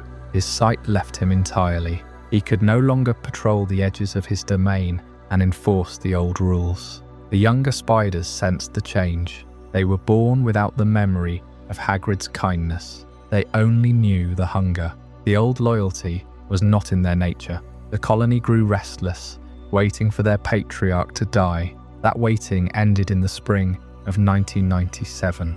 Aragog passed away in his web, his massive body finally still. The rule of the colony was broken. The hunger that had always been there, barely suppressed, was unleashed. When the war came to Hogwarts in 1998, the colony did not fight for any side. They did not fight for Voldemort, who tried to control them. They fought for themselves. They poured out of the forest, driven by the pure, ancient instinct that Mosag had passed down to her descendants. They attacked both Death Eaters and students. They attacked everything. The legacy of the colony, born from a single egg in a castle cupboard and fostered by a lonely boy's care, became a nightmare that touched the final battle of the Wizarding War. The spiders of the forest had their own story, a story of survival and hunger, and an old, failing promise that could not hold forever. And yet, even after the battle, the forest remained. The survivors of Aragog's colony withdrew beneath the branches, carrying on without their founder. Mosag, if she still lived, remained hidden somewhere in that vast darkness, surrounded by descendants too numerous to count. No one knows exactly what became of her. The books never tell us whether she died before Aragog after him, or whether she watched the colony fracture as its old laws disappeared, but her influence was already permanent. Every Acromantula in that forest was part of her legacy. Hagrid had given Aragog a home, but Mosag gave him a future. Aragog's protection of Harry and Ron was a fragile gift, a command whispered against the roaring hunger of the colony. The old spider had told them everything he knew about the Chamber of Secrets, and in doing so, he had satisfied his debt to Hagrid. But the memory of a giant was a dim thing in the minds of the young Acromantulas. They had never known Hagrid's kindness. They only knew the warmth of living blood and the smell of two small hearts beating fast in the dark. The hollow was deep and wide, a sunken bowl in the heart of the forest. The walls of the pit were knitted with webs, so thick they looked like grey stone. Branches overhead twisted together to form a roof that blocked the moon. The only light came from the faint glow of the spider's eyes, thousands of them, reflecting whatever tiny spark of magic the boys could cast. Harry and Ron stood back to back in the centre of that living arena. The ground was soft and unstable beneath their feet, woven together by generations of silk. Every step they took pulled at the threads, sending vibrations up through the legs of the watchers. The clicking began as a soft patter like rain on dead leaves. Then it grew. It became a chorus, a rhythm that vibrated through the bones of their skulls. The air was thick with the dry smell of dust and the sharp scent of venom. The webs tightened around their ankles, pulling them off balance. They were being anchored to the spot, drawn down into the floor of the hollow, surrounded by clicking legs and tightening webs. Harry and Ron faced certain death. The circle of spiders was 20 deep. Their pincers clicked and snapped. Their bodies were the size of cart horses, and their legs stretched out like shadows, reaching across the ground. Spells burst from the wands, red and green flashes that lit the hollow for a single heartbeat, revealing the immense weight of the colony pressing in from all sides. For every spider that fell, 10 more took its place, stepping over the bodies of their kin without a moment of hesitation. There was no fear in this place. There was only hunger. Ron's wand was knocked from his hand. Harry pulled him upright, but the webs were too strong. They were sinking. The spiders were closing in, their mouths opening, the venom glistening on their fangs. It was an absolute end. No professors, no tricks, no escape. Just the relentless patience of the natural world, consuming the intruders. And then, at the last possible moment, the darkness was split wide open. 2 beams of light exploded into the hollow. The sound of a roaring engine broke the rhythm of the clicking. A horn blared, harsh and defiant, cutting through the whisper of legs. The enchanted Ford Anglia burst from the trees at full speed, crashing through the web walls, sending spiders flying into the air. It was a vision of impossible rescue. The car had been living wild in the forest for months, feral and untamed. It had grown moss on its roof and twigs in its grill. It had become a creature of the deep wood, a machine running on wild magic, but it remembered. It remembered the hands that had driven it into the whooping willow. It remembered the boys who had sat in its seats. It had learned a strange loyalty, a feral instinct to protect. The car skidded to a halt in the centre of the hollow. The doors flew open. Harry and Ron did not hesitate. They threw themselves into the seats, and the car roared away, its horn blaring, its headlights sweeping the darkness. The spiders closed in behind them, but the car was faster. Their escape turned a nightmare into one of the forest's strangest acts of rescue. Even in terror, the forest keeps its own unpredictable allies. The car was not a thinking being like a centaur. It was not a proud beast like a thestral. It was an object, given life by Arthur Weasley's enchantment, and that life had grown wild and deep. It had chosen to intervene. It had broken the ancient protocol of the Acromantula Hollow, and the forest allowed it. The car flew through the trees, weaving between trunks, scraping against bark, its engine roaring against the silence of the wood. The colony did not follow. They had lost their prey, and they would not risk the open forest at night. They retreated into the hollow, their clicking fading into a low murmur. The car carried the boys deeper into the forest, not along any path, but along a trail of its own making. It knew the wood better than any map. It had explored every shadow during its months of solitude. The car climbed a steep ridge, burst through a curtain of ferns, and emerged onto the edge of the forest. The lights of Hogwarts Castle glowed in the distance, warm and safe. But the car did not stop. It had one more task. It plunged downhill, straight for the Whomping Willow, that ancient guardian of the grounds. The tree recognized the car. It had beaten this machine once before. It began to swing its branches, a violent, rhythmic assault. The car crashed into the roots, the impact jarring the boys in their seats. The tree pounded the roof, the bonnet, the doors. The car shuddered and groaned, but it held. It forced the doors open, pushing the boys out onto the grass. They crawled away, bruised and breathless, as the car reversed and drove itself back into the darkness of the forest. It became a permanent ghost of the wood after that, a wild engine roaming the undergrowth. Some students claimed to see it years later, a gleam of metal in the deep shadows, a flash of light between the trees. The forest had claimed it. The forest had saved them, and it had absorbed another secret into its growing collection. The Acromantulas returned to their hollow. Their hunger was unsatisfied, but their territory was secure. The command of Aragog still held. Even as the old spider weakened, the colony would wait. That is what the forest does best. It waits. The Forbidden Forest does not distinguish between the organic and the magical.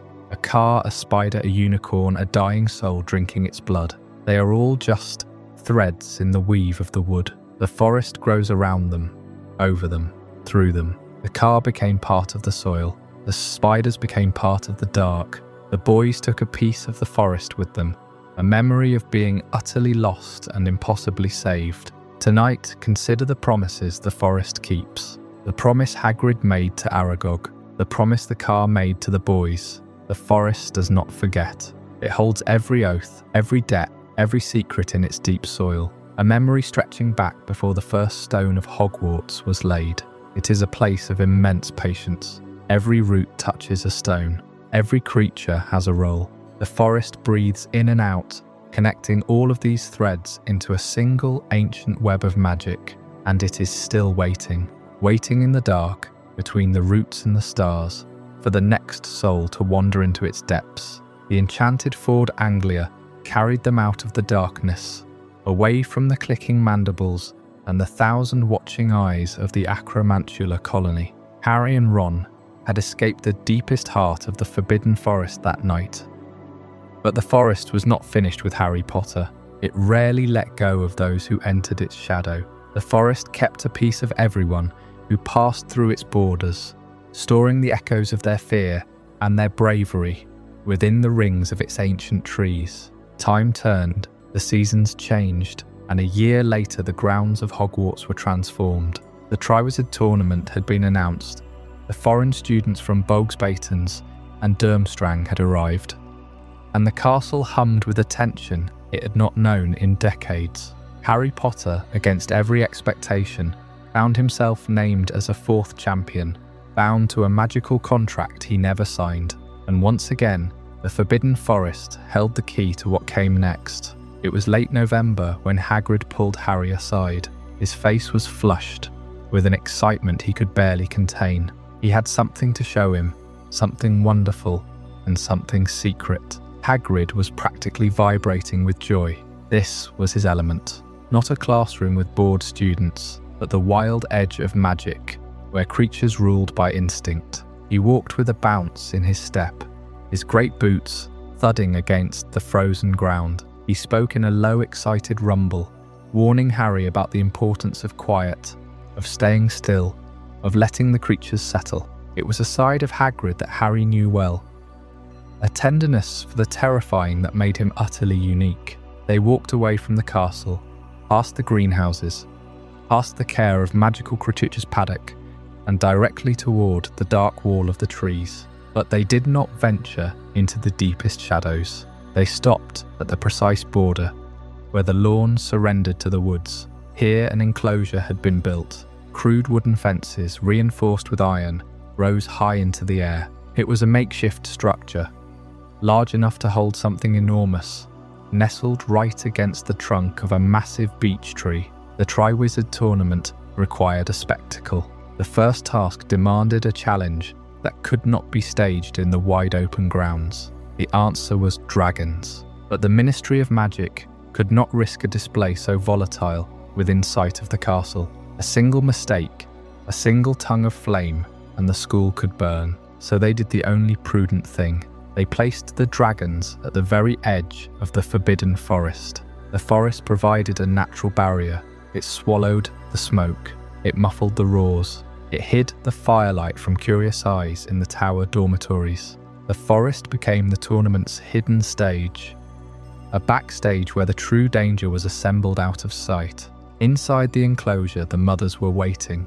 Hagrid led Harry and Madame Maxime to a gap in the fence, raising a finger to his lips. The scene within was still, ancient, primal. There were 4 dragons, each a distinct breed, each coiled protectively around a clutch of eggs. The Swedish short snout was a breathtaking creature, a flash of silver blue in the gloom.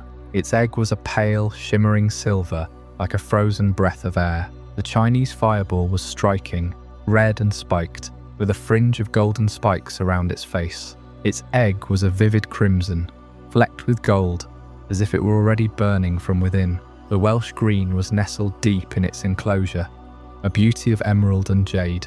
Its egg was a rich brown, speckled with green, looking almost like a perfect stone from the forest floor. And then there was the Hungarian horntail, black as charred bone, covered in bronze spikes, its tail moving slowly heavily, a barbed pendulum. Its egg was the colour of concrete, mottled and heavy, looking less like a treasure and more like a weapon.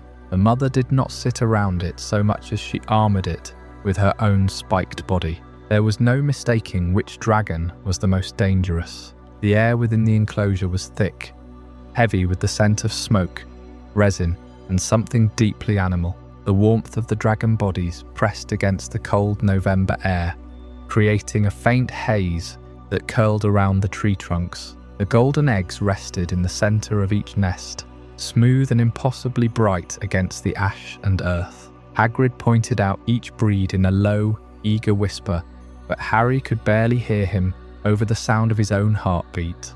The horntail was watching them. Its eye, slit-pupilled and yellow, did not blink. The mothers shifted, their massive bodies blocking the view, guarding their treasure with a ferocity that radiated outward like heat from a furnace. The ground was scuffed and burned. The tree branches overhead held the scars of flames. This was a war zone contained by wood and magic. Even for Hogwarts, a school that cultivated venomous tentacula in its greenhouses and housed werewolf cubs in its deepest hollows, dragons were a step too far for public exhibition. They are classified as 5X by the Ministry of Magic, a known wizard killer, impossible to tame or train. A single swipe of the horntail's tail could tear down a tower. A single burst of fire from the fireball could turn a crowd to ash. The rules of the tournament demanded secrecy. The champions were not supposed to know what waited for them. But beyond the rules, the simple truth was that a nesting mother dragon was too terrible to be placed in the open courtyard. The Forbidden Forest, already a realm where the ordinary laws of safety did not fully apply, was the only place on the grounds resilient enough to hold them. The ancient trees themselves became the walls of the cage, standing silent witness to a secret held just beyond the sight of the student body. This is the deepest truth of the Forbidden Forest. Within the context of the Triwizard tournament, the stands were built on the far side of the enclosure. The crowd would cheer, the champions would march in, the horns would sound. But the real danger began in the shadow of the trees. Think of the Forbidden Forest at this moment as a green room for a deadly performance. The champions would soon step into the light of the arena, but here, hidden in the shadows, the reality of the task was laid bare. There were no rules here except the raw instinct of a mother protecting her young. The forest, in its ancient silence, understood this better than the wizards who built the enclosure. The tournament was meant to build bridges between cultures, to demonstrate skill and courage, but the forest broke through that artifice. It insisted on the reality of the danger. In the forest, there was no audience to impress, no judges to sway. There was only the raw equation of predator and prey. The dragons were not performing, they were defending. The forest did not care about the tournament's history or its rules. It only understood the primal struggle that was being staged within its clearing. The spectacle of the tournament was built on a foundation of genuine, life-ending peril, and the forest was the only honest witness to that fact. When Harry finally walked out of the trees, the image of the golden eggs was already burned into his thoughts. He had seen the nest. He had seen the protective fury in the mother's eyes, and he knew that in the morning he would have to walk into that enclosure alone. The forbidden forest had shown him the truth behind the spectacle. The tournament's grandeur was a carefully constructed illusion. The peril beneath it was absolute. Harry carried the weight of that knowledge back to the castle with him. But the Forbidden Forest was not merely a stage for a single task. It was an ancient entity, a living boundary between the safety of the castle and the wild magic of the outside world. The dragons had come and gone, leaving patches of scorched earth and broken branches, but the forest had absorbed them, as it absorbed everything, into its own silent story. The trees had witnessed the heat of the flames and the thunder of the roars, and they had kept their silence, as they always did. The tournament moved on.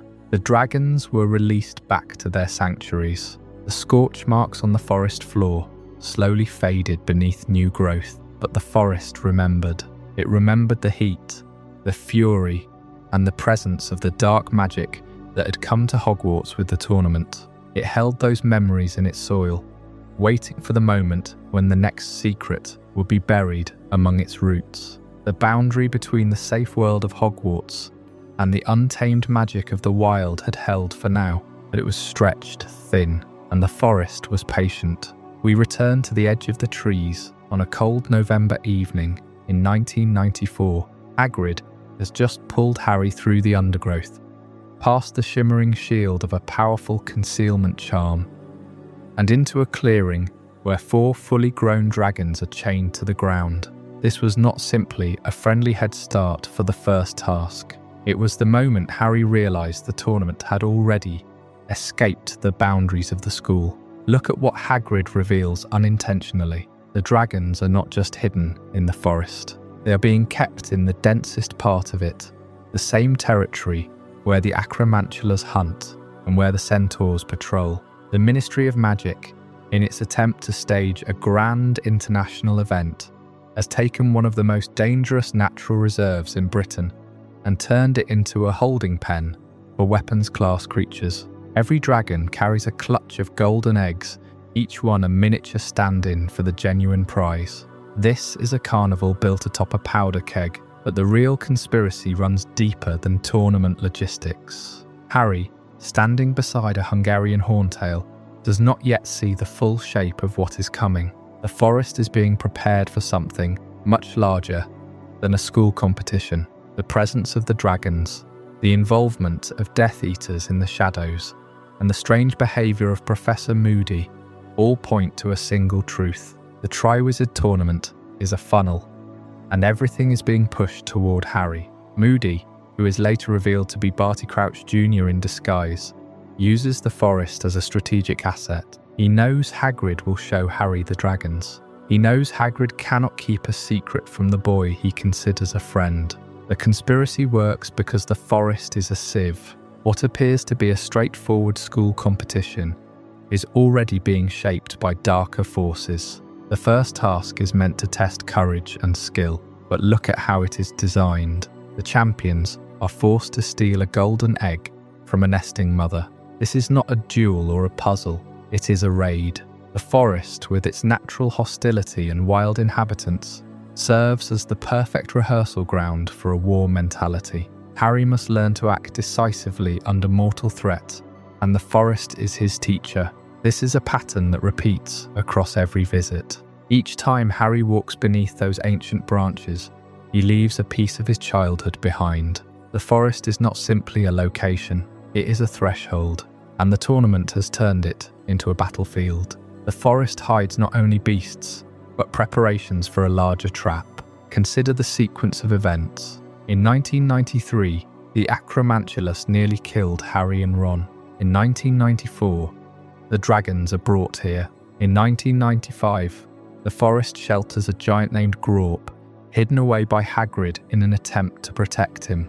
And in 1998, the forest becomes Voldemort's headquarters. This is not coincidence. The forest is the one place at Hogwarts that is never truly tamed. Its wildness makes it useful. It can hold secrets the castle cannot. The Triwizard conspiracy acts as a turning point. Before the tournament, the forest was a place of detentions and accidental encounters. After the tournament, it is a strategic territory. The Death Eaters know this. Barty Crouch Jr. knows this. He places the Triwizard Cup at the centre of a maze. But the maze itself is built on the Quidditch pitch, a controlled environment. The forest remains the wild card, the place where things go wrong, where truths are hidden, and where the war finally begins. Each visit teaches Harry that Hogwarts is no longer fully protected from the outside war. The castle walls have stood for 1,000 years. The enchantments woven into its stone are ancient and powerful, but the forest has always been the edge of that protection. It is the borderland, and in 1994, that border begins to dissolve. Dragons do not belong in Scotland. They were imported specifically for this event. The Ministry brought war creatures into the school grounds, and no one stopped them. If a dragon can be brought here, so can a Dementor, so can a Death Eater, and eventually, so can Voldemort himself. The Centaurs, who watch the stars from deep within the forest, understand this shift long before the students do. They see the movements of the larger world reflected in the constellations. It is why they grow so hostile to human interference in the following years. When Umbridge marches into the forest in 1996, the Centaurs do not tolerate her presence. They have seen too much. The forest has been violated too many times. The tournament was just the beginning. Harry's journey through the trees with Hagrid reveals how closely danger surrounds the tournament. It is not just the dragons. It is the way Hagrid leads him past the boundary markers, past the Acromantula colony, past the territories that are supposed to be off limits. The trail Hagrid chooses shows his deep familiarity with the forest, but it also shows how fragile the school's safety has become. A gamekeeper and a 14-year-old boy can walk straight into a dragon enclosure because no one thought to fully secure it, or perhaps someone did. Perhaps the security holes were left open intentionally to make Harry's path easier for those who wish to guide him toward destruction. This is the deeper conspiracy. The Triwizard tournament was never meant to be a fair contest. It was a delivery system, and the forest was the staging ground. Hagrid, in his innocence, becomes an unwitting piece of that system. He shows Harry the dragons out of love, but love cannot stop a killing curse, and the forest, for all its beauty and danger, cannot protect what it cannot hide. In the end, the forest does not choose sides. It simply endures. The trees remain standing, long after the tournament ends, long after the champions have returned to their homes, long after the war has burned through the castle and the grounds. The forest holds the memory of every footstep, every dropped egg, every spilled secret. It is the silent chronicle of the entire war. And the Triwizard Year is the chapter where the boundary between school and battlefield finally disappears. Chapter 19. Content generation failed. Manual review needed. Last error. Chapter 19. Barty Crouch emerges failed length gate after bounded continuation attempts. Last error. Chapter short after continuations. 35973 chars. Min 4000. Target 8000. Barty Crouch Sr. emerged from the forest babbling about Voldemort, a broken man carrying the truth of a returning war. But he was not the only thing that had emerged from the depths of those trees. A darker, more pervasive presence was already settling into the ancient wood. The Dementors were gathering near the edge of the forest, drawn by the growing return of the Dark Lord. They are creatures of despair, formless and hungry, and the forest, with its natural gloom and isolation, provided them with the perfect hunting ground. The forest had always been a place of darkness, but it was a living darkness. It hummed with the breath of creatures, with the rustle of leaves and the distant calls of the centaurs. The Dementors changed that. They brought a cold silence. Their presence turned the woodland's natural gloom into something emotionally suffocating. It was no longer just difficult to see, it was difficult to breathe. A weight settled on the chest of anyone who wandered too close, a sense of hopelessness so thick it felt like a fog. The trees did not simply block out the sun, they blocked out all joy, all memory of happiness. With the Dementors came a fundamental shift in the role of the forest. It was no longer simply dangerous because of its residents. The Acromantulas hunted, the Centaurs read the stars, the unicorns kept their distance. These were the rules of the wild. But the war was moving into the forest now. The conflict between Voldemort and the Ministry, between the Death Eaters and the Order, was seeping into the soil. The forest was becoming a staging ground for a war that had no respect for the boundaries of the old world. Even the ancient creatures of darkness became tools in this human struggle for power. The Dementors are not native to the Forbidden Forest. They have no history there. They were drawn by Voldemort's promise. He gave them freedom, and in return, they gave him their allegiance. They served his will. This was the deepest corruption of the forest's ancient spirit. Creatures that had existed for millennia, beyond the reach of human ambition, were now leashed to the desires of a single wizard. They drifted through the trees, no longer just predators of the wild, but soldiers in an army of terror. The Centaurs watched this intrusion with grim silence. They knew the Dementors were an abomination, a violation of the natural order. But they also knew that the forest was no longer a sanctuary. The shadows were filled, not just with spiders and the strolls, but with the draining cold of despair. Every creature felt it. The trees seemed to sag under the weight of it. The hope that sustained the wild, the stubborn life force of the forest, was being slowly drained away. The path through the forest became a path through a vacuum, a silence of the spirit. And when the war finally came to Hogwarts, when Voldemort used the forest as his headquarters, the Dementors were there. They had taken root in the deepest, darkest hollows. They had become part of the wood, a scar of despair that would take years to heal. The forest had seen many things. It had seen dragons and giants, Acromantulas and werewolves. But the presence of the Dementors was different. It was not a presence. It was an absence of hope, an absence of warmth, an absence that turned the ancient trees into gnarled witnesses of a human tragedy. The war had claimed the forest, not with spells or curses, but with the slow poison of despair. The natural magic of the forest had its own defense mechanisms. The trees had their own ancient power, and deep within the wood, beings far older and more patient than the Dementors were watching. The Centaurs studied the stars, and they saw the darkness gathering. They knew the forest was changing, but they also knew that its deepest secrets were not so easily corrupted. The shadows of the Dementors would eventually fade, but the scars they left behind were a reminder that even the wildest places are not safe from the reach of human war. As the Dementors circled the forest, a suffocating despair settled over the grounds of Hogwarts. But beyond the castle walls, Dumbledore was already fighting back. He was looking for the giants. Dumbledore understood that Voldemort was building an army. The Dark Lord had the Dementors. He had the werewolves. He was sending his followers into the mountains and the shadows of the world, recruiting every powerful creature he could reach. Dumbledore could not win a war with wizards alone.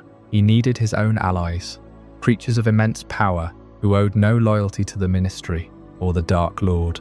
He needed the giants. In the summer of 1995, Dumbledore set a desperate plan into motion. He chose 2 ambassadors for the most dangerous diplomatic mission in the wizarding world. He chose Rubeus Hagrid, the keeper of keys and grounds at Hogwarts, a man who carried giant blood in his own veins and held a deep sympathy for creatures that others feared. He chose Olympe Maxime, the headmistress of Bogsbuttons, a towering woman of immense dignity and equally immense strength. They were the only wizards who could walk into a giant camp and hope to be heard. They were the only ones who could speak as equals. The journey took them high into the mountains, far from the shelter of the forest. They travelled across continents, following rumours and old trails, until they reached the remote valleys where the giants had been driven into hiding.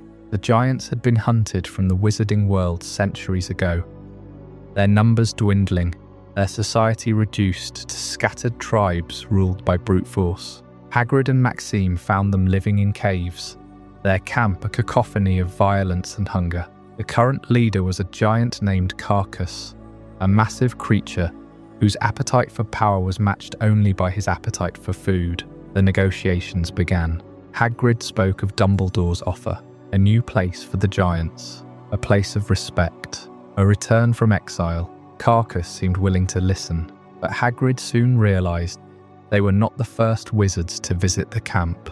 The Death Eaters had already arrived. Voldemort had sent his own messengers, offering the giants something far more tempting than respect. He offered them conquest. He offered them a world where they could roam freely, where fear of their size would be a weapon, not a weakness. The mission revealed the full scope of what they were fighting against.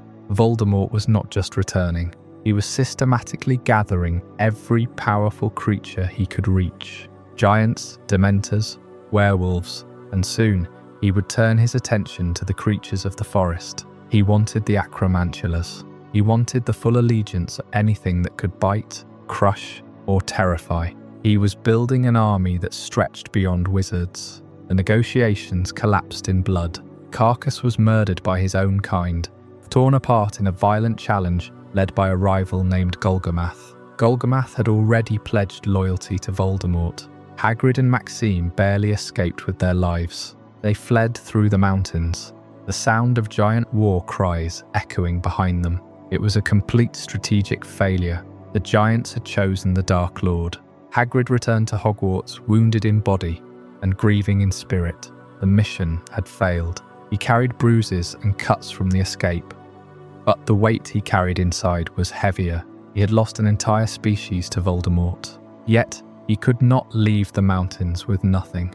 He carried a secret with him, a living secret, a heavy, breathing, unaware secret, wrapped in rough blankets and hidden beneath his cloak. The secret was Grawp, his half-brother, a giant so small by their standards that he had been a target for abuse among his own tribe, an outcast, a runt, a creature who had known only cruelty and loneliness. Hagrid could not abandon him to die in those cold mountains. He brought Grawp back to Hogwarts and hid him in the one place vast and untamed enough to contain a giant. He hid him in the Forbidden Forest. Deep in the forest, miles from the castle, Hagrid built a new home for his brother.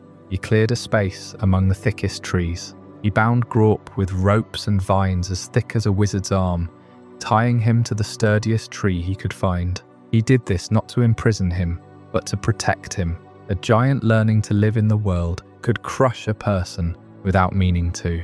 Grawp had to be taught. He had to be gentled. The forest accepted him. The trees did not judge the way the giant tribe had judged. They simply stood, silent and patient, as Hagrid spent every spare moment with his brother. He taught him to speak. He taught him his name. Grawp's first clear word was Hagar, and it was a sound of pure relief. The forest absorbed his clumsy steps. It muffled his roars. It hid his massive form from the curious eyes of students who might wander too far. Grawp became the forest's deepest secret. This was the heart of the matter. Hagrid's secret mission to the giants was a loss in the larger war, but it gave him a personal battle. Grawp was his family, and the Forbidden Forest, the dark and tangled wilderness that had already witnessed so much, became a sanctuary for a giant who had nowhere else in the world to go. The forest did not care about sides in a war. It simply held its secrets close, waiting, watching. But the forest had its own guardians, the Centaurs. They observed everything that moved within their domain. They studied the stars, and they knew the land better than any wizard.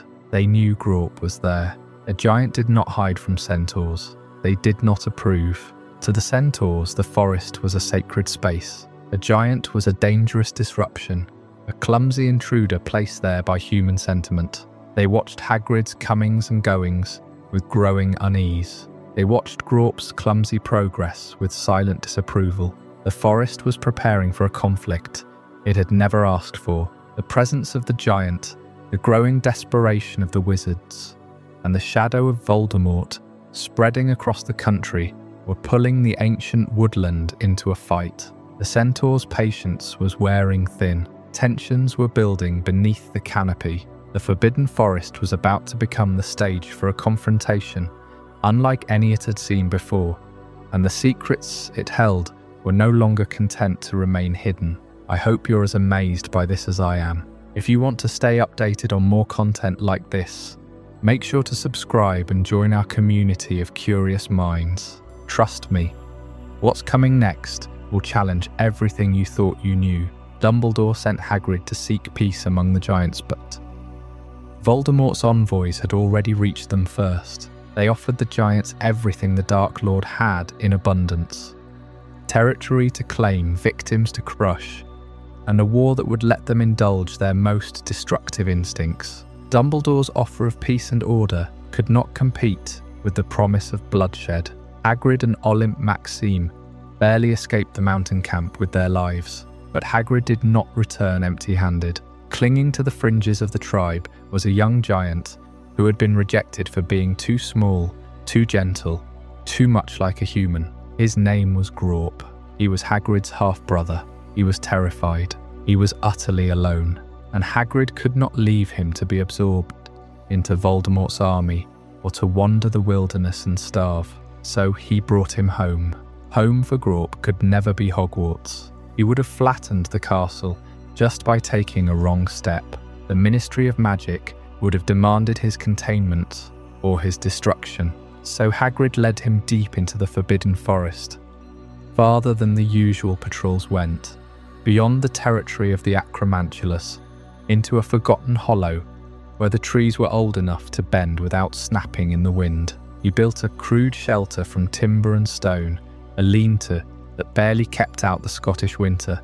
He brought blankets from his own bed, though they covered only a fraction of Grawp's enormous frame, and he began the difficult work of teaching a giant how to be gentle. He spoke to him in simple, patient sentences, the way you might speak to a child who has never been taught kindness. Grawp is a nice giant, he would say. Nice giants do not crush things. Nice giants share their soup. Grawp listened with watery, unfocused eyes. His voice, when it came, sounded like boulders tumbling into a quarry. Hagger, nice, soup. It was barely communication, but Hagrid treasured every word. The young giant was a contradiction that defied easy understanding. He was enormous, 16 feet of muscle and grey, leathery skin. His hands were the size of shovels. His footsteps left craters in the soft forest floor, but he was also frightened.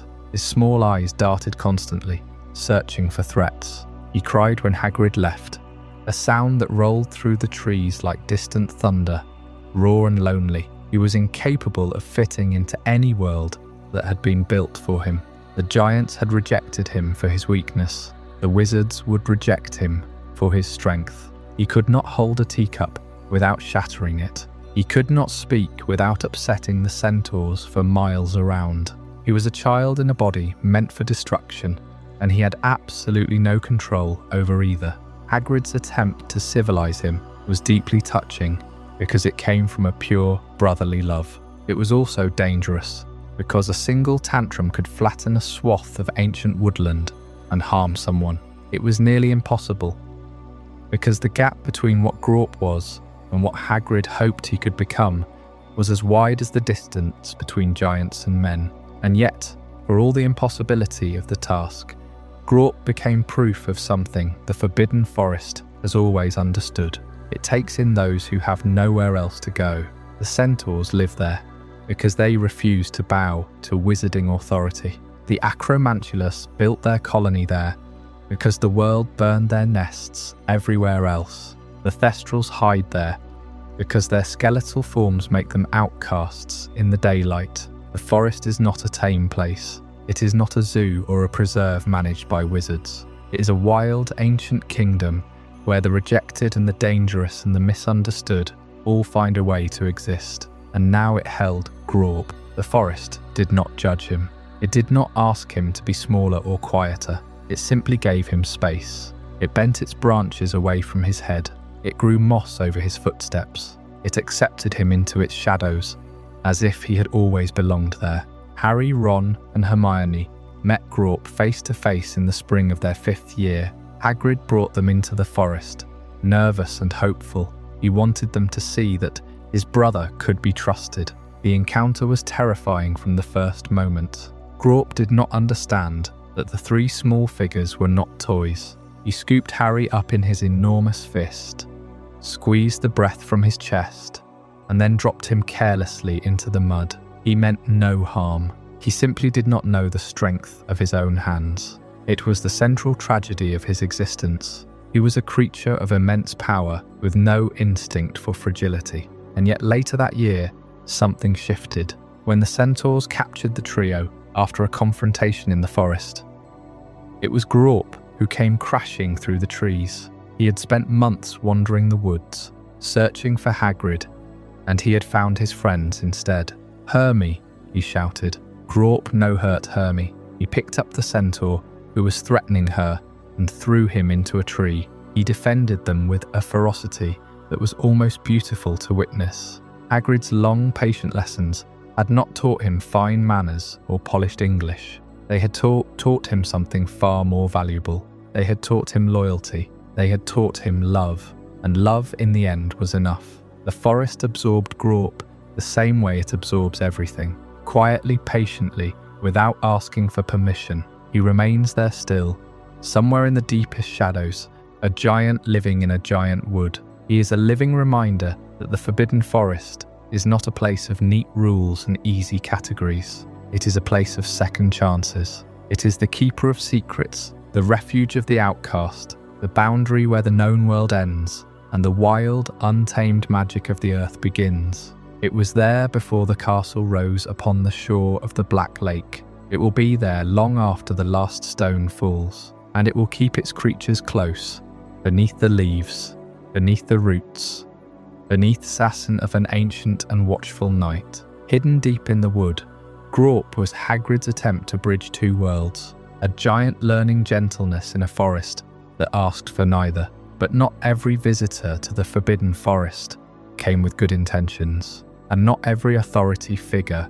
found their authority respected among the trees. Dolores Umbridge treated the Forbidden Forest the same way she treated the corridors of Hogwarts, as a territory to be claimed, a system to be managed. She arrived at its edge, not with the caution of a visitor entering a foreign land, but with the confidence of an inspector walking into a disorganized office. She had her clipboard, her quill, and the full weight of the British Ministry of Magic behind her. In her mind, the forest was simply another department that had fallen out of compliance. She would assess it. She would document its failings. She would bring it under control. The fact that the trees had stood here for 1,000 years before the ministry existed did not occur to her, or if it did, she dismissed it as irrelevant. When Harry and Hermione led her deeper into the trees, promising to show her Dumbledore's secret weapon, she did not hesitate.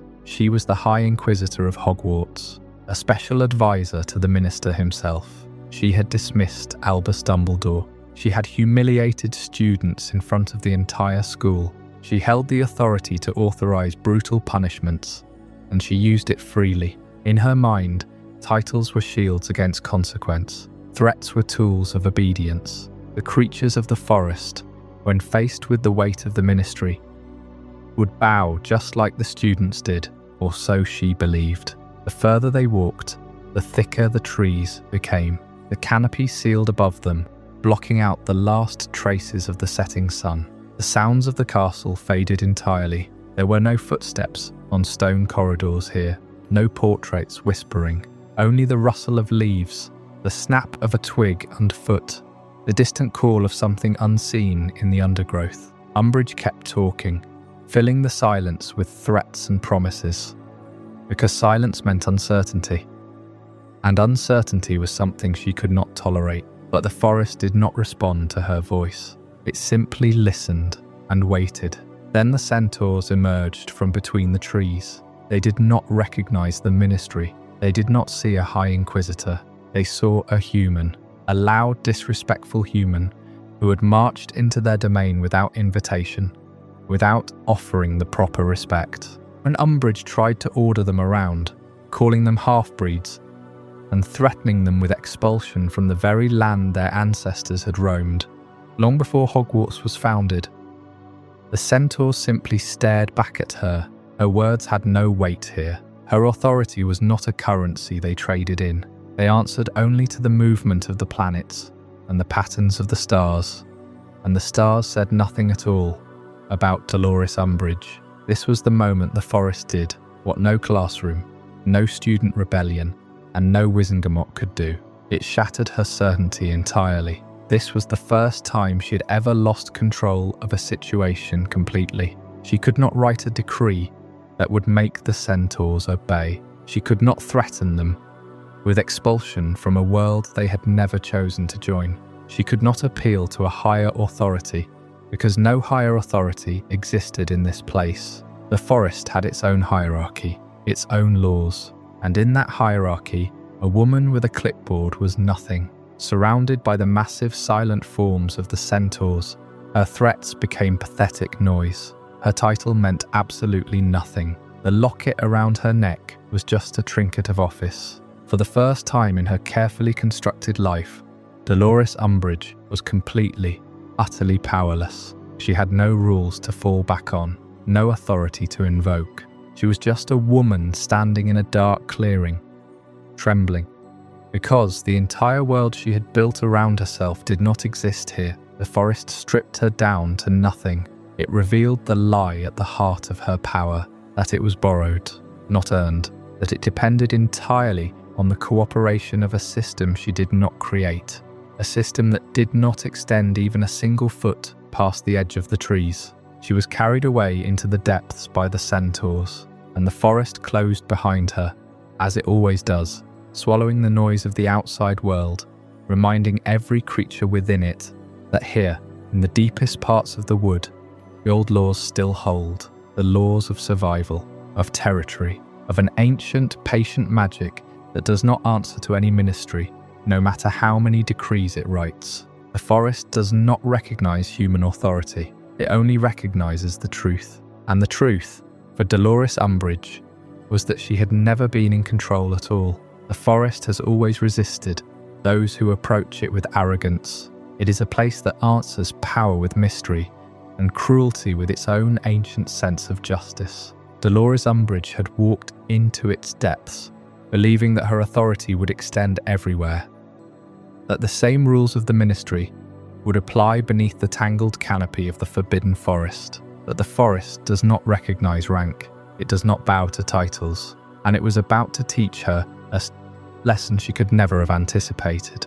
The confrontation began when Harry and Hermione led her deep into the woodland, toward a clearing where the centaurs kept their counsel. The path was narrow, lined with gnarled roots that seemed to reach for the hem of her robes. The thick canopy blocked out most of the remaining daylight, casting the world in a permanent twilight. The air was thick with the smell of damp earth and decaying leaves, a scent that spoke of the centuries of undisturbed growth. The only sounds were the rustle of leaves, the creak of branches, and the distant movement of something far larger than any human.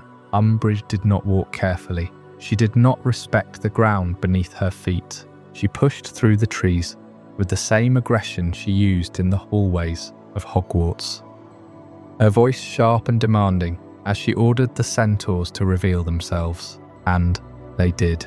They stepped out from between the oaks and the yews, their boughs raised, their eyes unreadable. They did not speak at first. They simply watched her. Firenze had once told Harry that the Centaurs had no quarrel with the wizarding world, but they wanted no part of its wars. They had seen too much history repeat itself. They understood the movements of the stars better than any human ever could, and in the stars, they had already seen the outcome of this kind of arrogance. Umbridge immediately tried to assert her authority. She threatened them with ministry interference. She demanded their cooperation. She spoke of her connections, her titles, her power in the ministry, but her voice carried the same condescension she had used on every student in her classroom. She insulted them. She called them hybrids and beasts, using the same cruel language she had reserved for those she considered beneath her. She treated the Centaurs exactly as she treated everyone she deemed inferior. She did not see them as beings worthy of respect. She saw them as obstacles to be managed, as creatures that needed to be put in their place. The Centaurs surrounded her, their hooves silent on the earth, their bows drawn not with aggression, but with certainty. They did not respond to her threats. They did not defend themselves against her insults. They simply closed in, rejecting both her authority and her prejudice as if they were meaningless concepts, because to them they were. The forest does not issue decrees. It does not hold trials. It simply acts. And in that moment, the Centaurs became the forest's judgment. The Centaurs did not speak for a long moment. They simply stood, their eyes fixed on the small woman in the pink cardigan who had invaded their home. The leader, Bane, stepped forward. His voice was deep, calm, and carried the weight of centuries. He told Umbridge that she had entered their domain without permission. He told her that she had insulted them with her words. He told her that her laws meant nothing under these trees. Umbridge tried to interrupt. She tried to explain that she was on official ministry business, that she was an envoy of the minister himself. But Bane did not stop. He spoke over her as if she were no more than a child throwing a tantrum.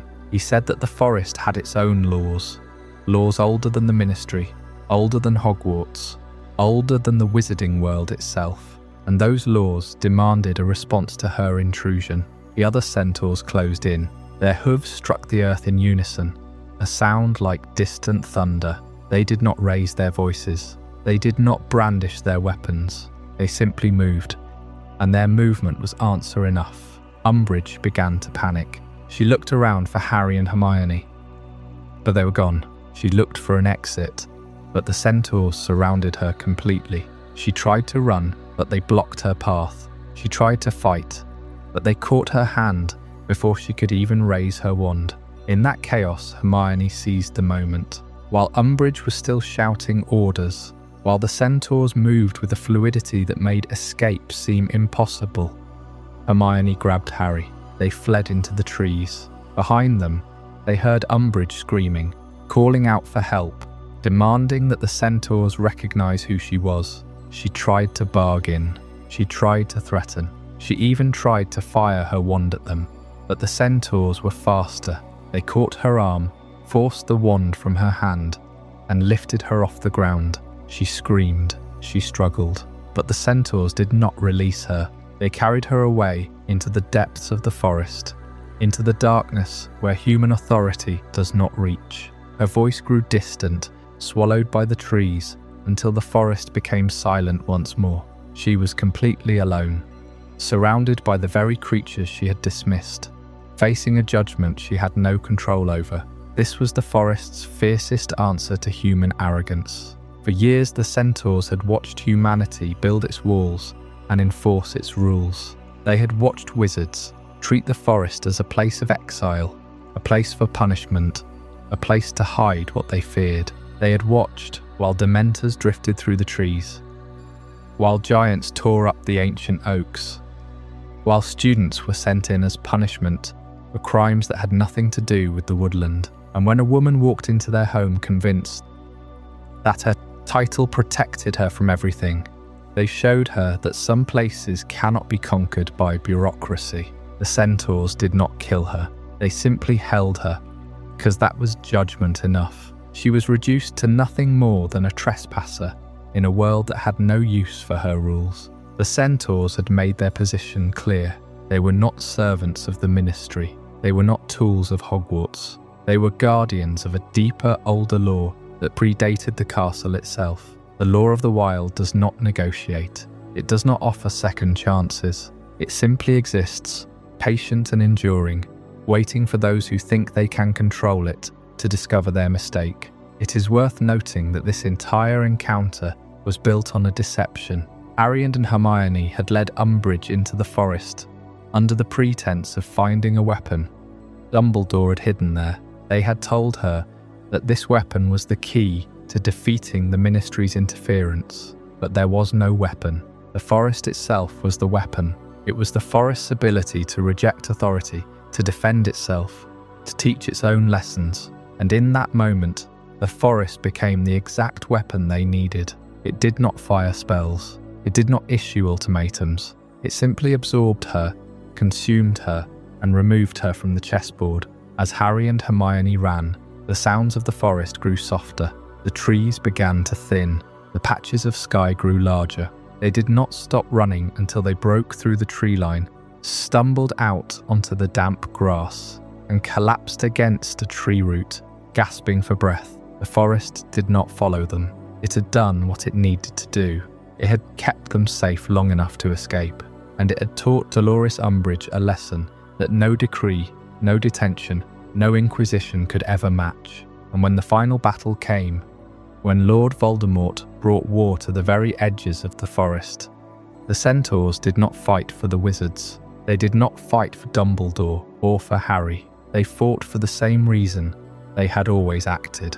They fought for the forest. They charged out of the trees to remind everyone that this woodland has always had its own voice, and that voice has never belonged to any human who has entered it. It was a voice that had witnessed the rise and fall of countless ambitions, the arrogance of every wizard who thought they could master it, the cruelty of every soul who tried to tame it, and it will continue to speak long after the names of those who challenged it have faded into legend. The Centaurs' Judgment was not just a punishment for one woman.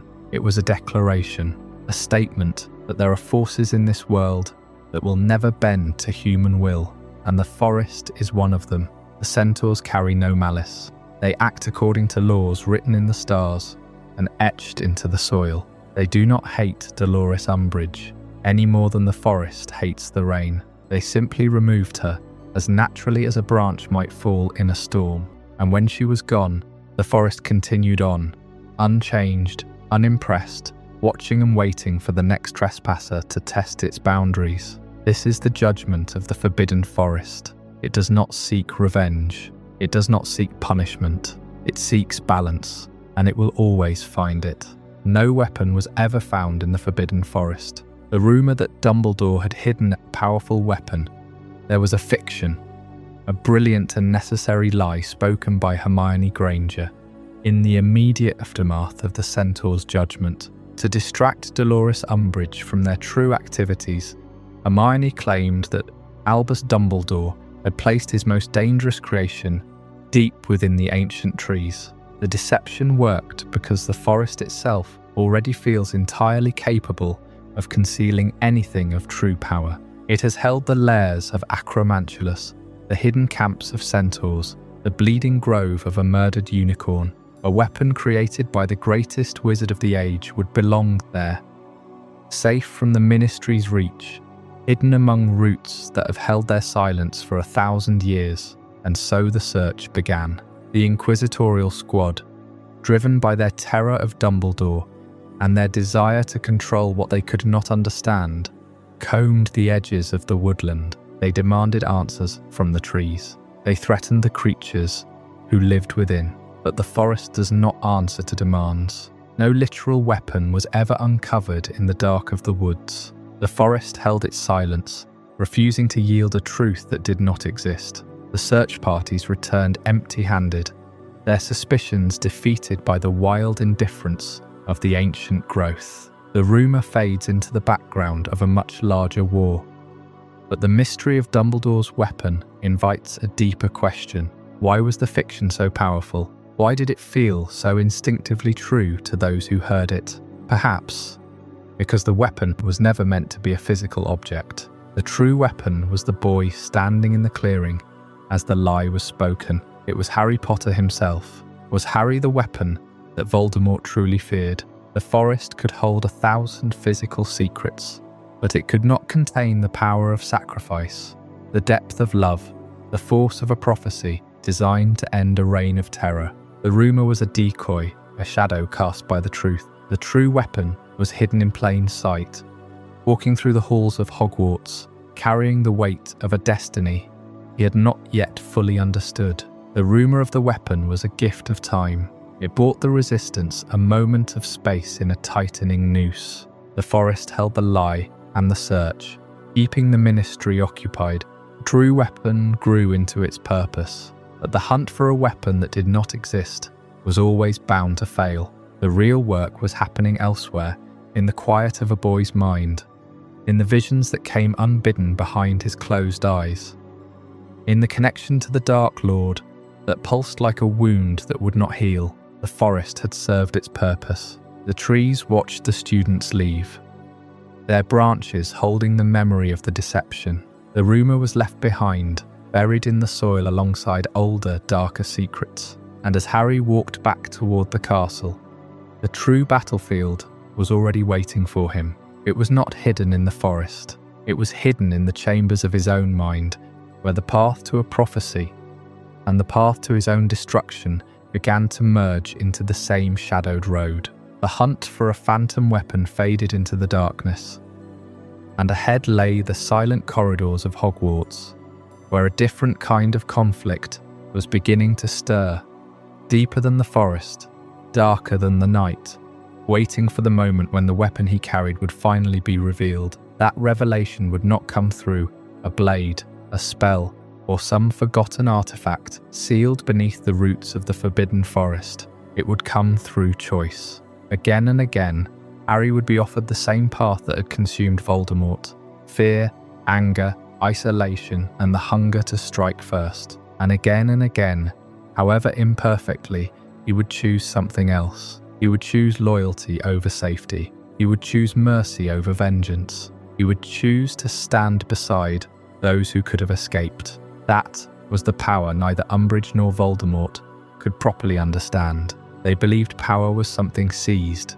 guarded, and used to force obedience. Dumbledore understood that the strongest force in the war could not be locked inside a vault or buried beneath enchanted earth. It lived in the willingness of ordinary people to resist when resistance seemed hopeless. Harry was not dangerous because he possessed a weapon. He was dangerous because he could become one without ever surrendering his humanity. The rumor of a weapon hidden in the forest sounded so convincing to Dolores Umbridge because the forest itself feels capable of holding absolute power, absolute darkness. It is a place where ordinary rules simply dissolve. For Harry, this was never a rumor. It was a recurring truth. Across the series, Harry enters the forest when ordinary Hogwarts rules can no longer protect him. The first time he walked in, he was 11, a detention for wandering the corridors at night. What he found was not a punishable student, but a wounded unicorn and a hooded figure drinking its blood. The forest taught him its first lessons that night. The dangers you hear about in the common room are far gentler than the dangers that live in the dark. He had no wand. No professor was watching over him. He was simply a boy, standing at the edge of mortality for the first time. The second year, he followed the spiders, because the castle itself had turned against him. Ron was ill. Hermione was petrified. The rules of Hogwarts could not explain what was happening, and they could not protect him from it. He went into the trees seeking answers from Hagrid's giant friend, Aragog, and nearly lost his life to the colony instead. Each journey marked passage from innocence into harder knowledge. In the fourth year, the forest held the dragons. Hagrid led Harry through the trees to show him the Hungarian horntail, and the glimpse between the branches revealed the true scale of the tournament. It was not a game, it was survival. Harry walked out of that forest carrying a fear he could not fully leave behind, even in the safety of Gryffindor Tower. The trees separate childhood safety from the reality of death, sacrifice, and war. The canopy blocks the light of the castle towers, the warmth of the common room fire, the laughter from the great hall. Under those branches, there are no house points to win, no professors coming to intervene, no spell that feels quite certain. The forest does not create Harry's trials, but it forces him to face them without illusion. In the 5th year, he led Dolores Umbridge directly into the heart of the forest. He knew she would not return unchanged.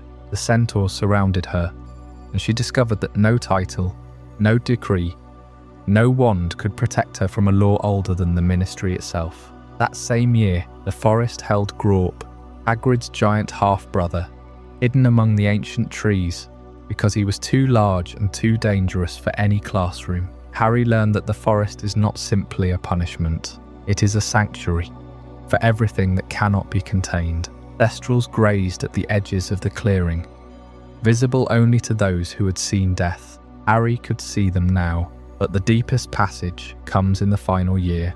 Voldemort makes the forest his headquarters. The Acromantulas are driven from their lairs to fight. The very ground Harry walked on as a child becomes the staging ground for the final battle, and then Harry walks into the forest to die.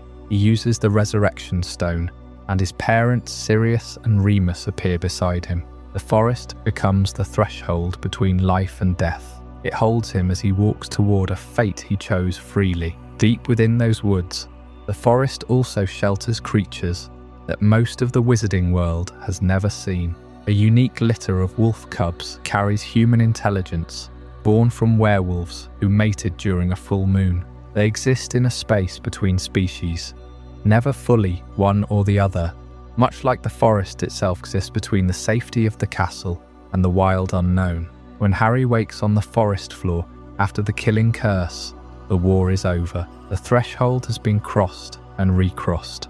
The forest remains, just as it has for centuries before the school was built. It holds the bones of Acromantulas, the tracks of centaurs, the memory of a boy who had to grow up beneath its branches. The boundary between innocence and knowledge, between safety and sacrifice, stands as firmly as ever.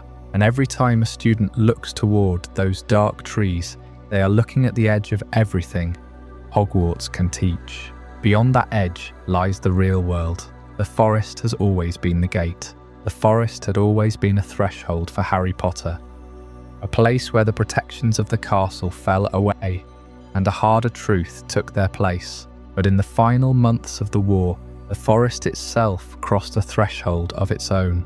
It ceased to be a neutral territory, a sanctuary for outcasts and monsters. It became a command post. By the time the Battle of Hogwarts began, in May of 1998, Voldemort had abandoned the grand halls of Malfoy Manor and the secrecy of his other lairs. He chose the Forbidden Forest as the staging ground for his final assault. It was a deeply symbolic choice. From the very first detention in the forest, when Harry saw a hooded figure drinking unicorn blood, the woods represented the unknown danger lurking just beyond the safety of the castle walls. Now the danger had a headquarters, and its commander was watching the castle from the darkness of the trees. Beneath the thick canopy of ancient oaks and yews, the Death Eaters assembled. The usual hush of the forest, broken only by the rustle of leaves and the distant howl of a creature, was replaced by the crackle of dark magic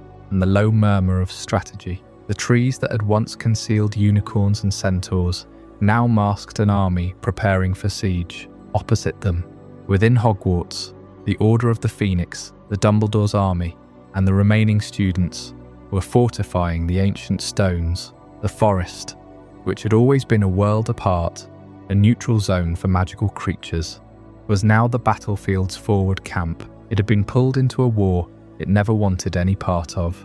Voldemort had no reverence for the forest's ancient balance. He saw its creatures not as sovereign beings with their own territories and hierarchies, but as weapons to be wielded without consequence. His Death Eaters pushed deep into the Acromantula colony, far into the dens where Aragog had once ruled, and where his widow, Mosag, now presided.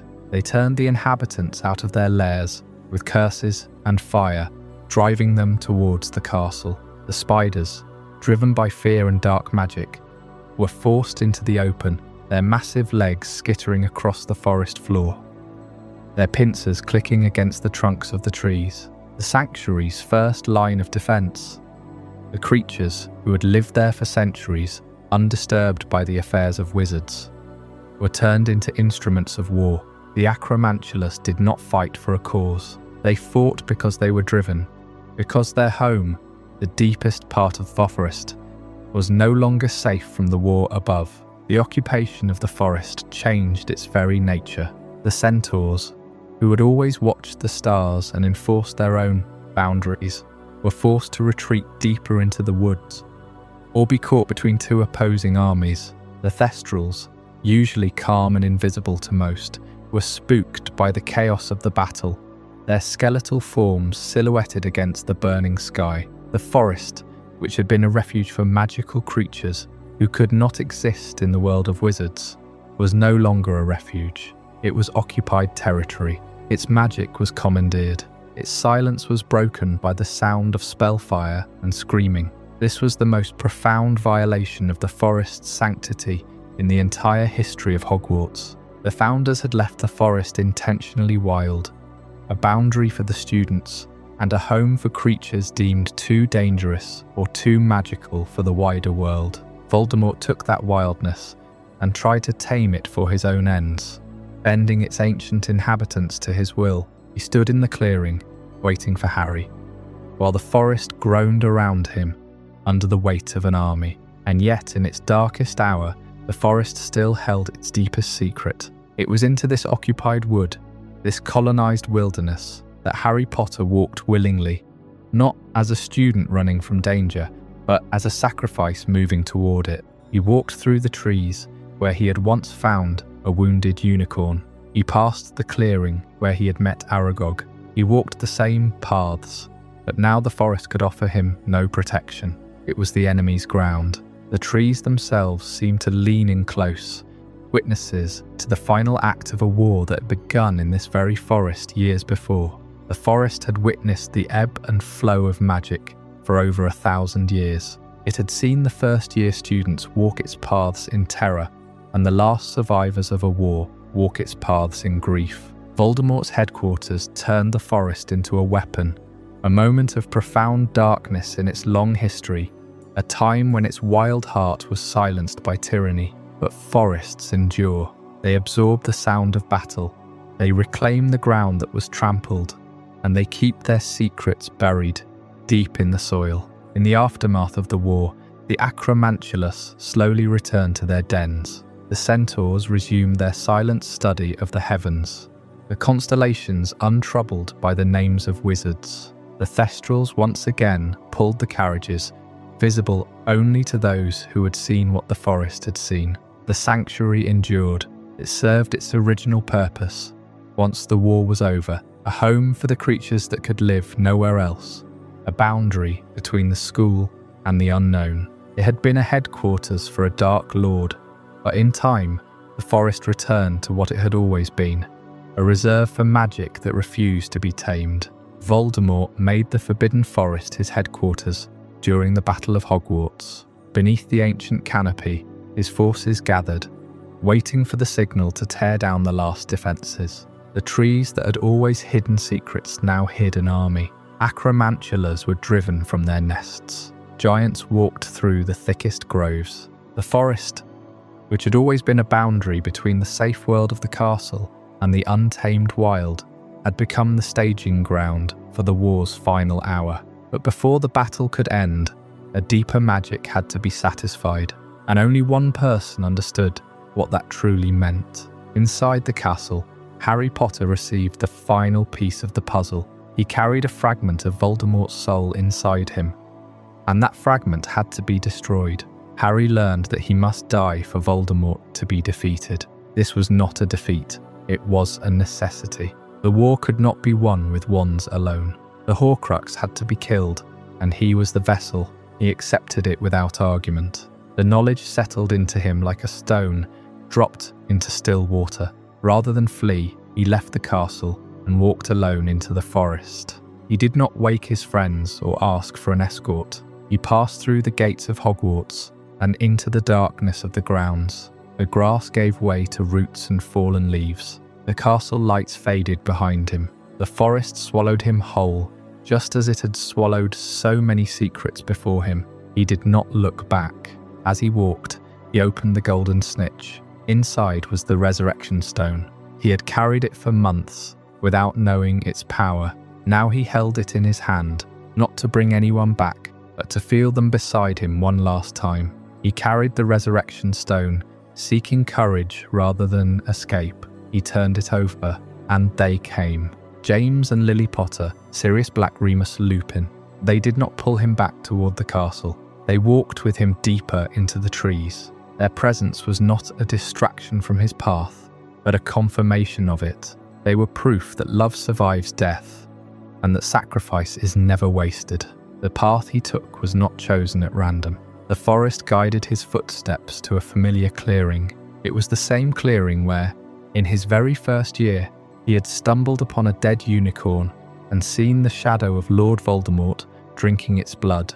The place where he first saw Voldemort's shadow became the place where he chose to meet him. The symmetry was complete. The forest had witnessed his first confrontation with the reality of evil, and now it would witness his final confrontation with evil itself. Here the circle closed. He stopped in the center of the clearing. The figures of his family and friends faded to whispers, their outlines dissolving into the dark air.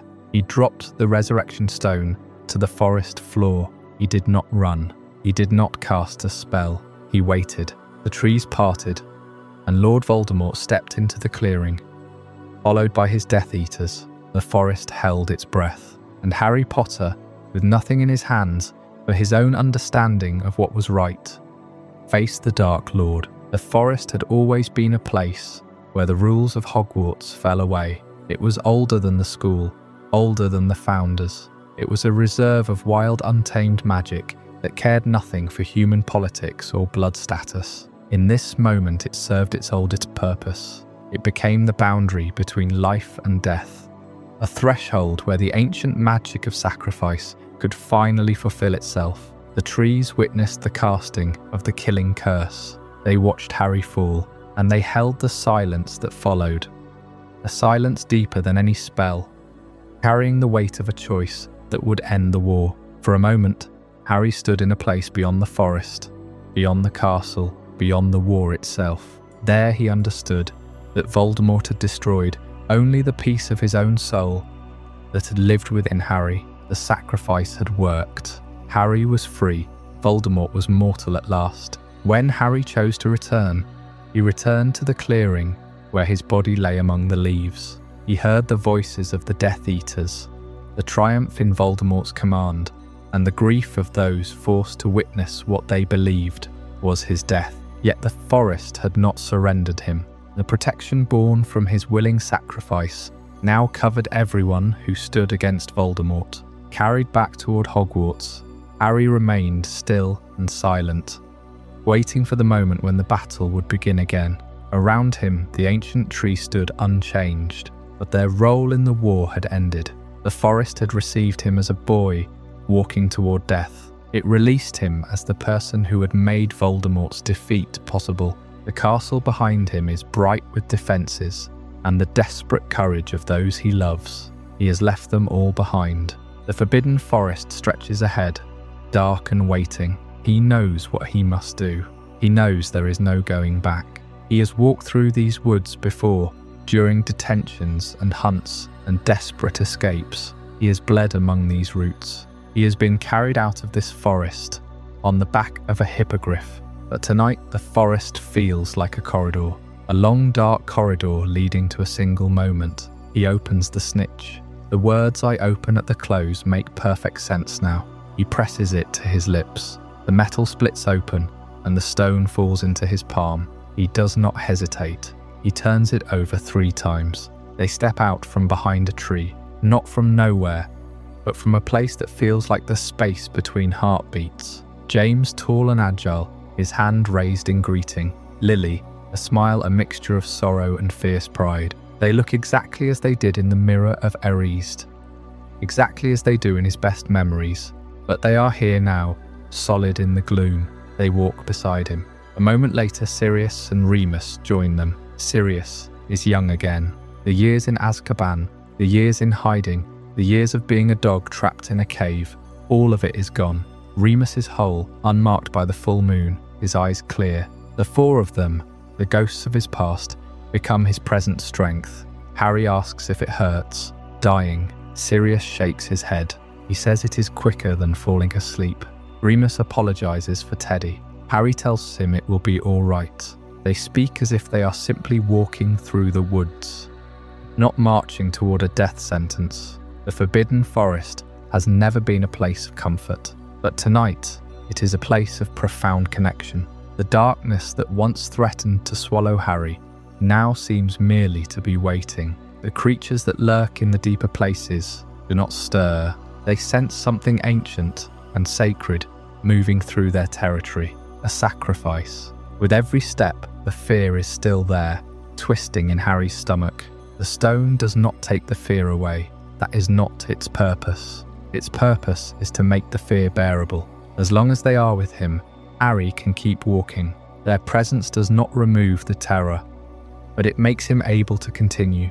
In the darkness of the Forbidden Forest, just before dawn on the 2nd of May, Harry Potter is surrounded by the people who love him most. They hold his hands, they walk at his side, they whisper memories and comfort. He is no longer alone, even as he approaches death. The forest seems to recognize this moment. The towering trees stand like silent guardians. The ground beneath his feet feels steady for the first time. They reach the edge of the clearing. The Death Eaters are gathered. Voldemort stands in the center. Harry's mother pulls him closer. She tells him he has been so brave. His father places a hand on his shoulder. Sirius squeezes his arm.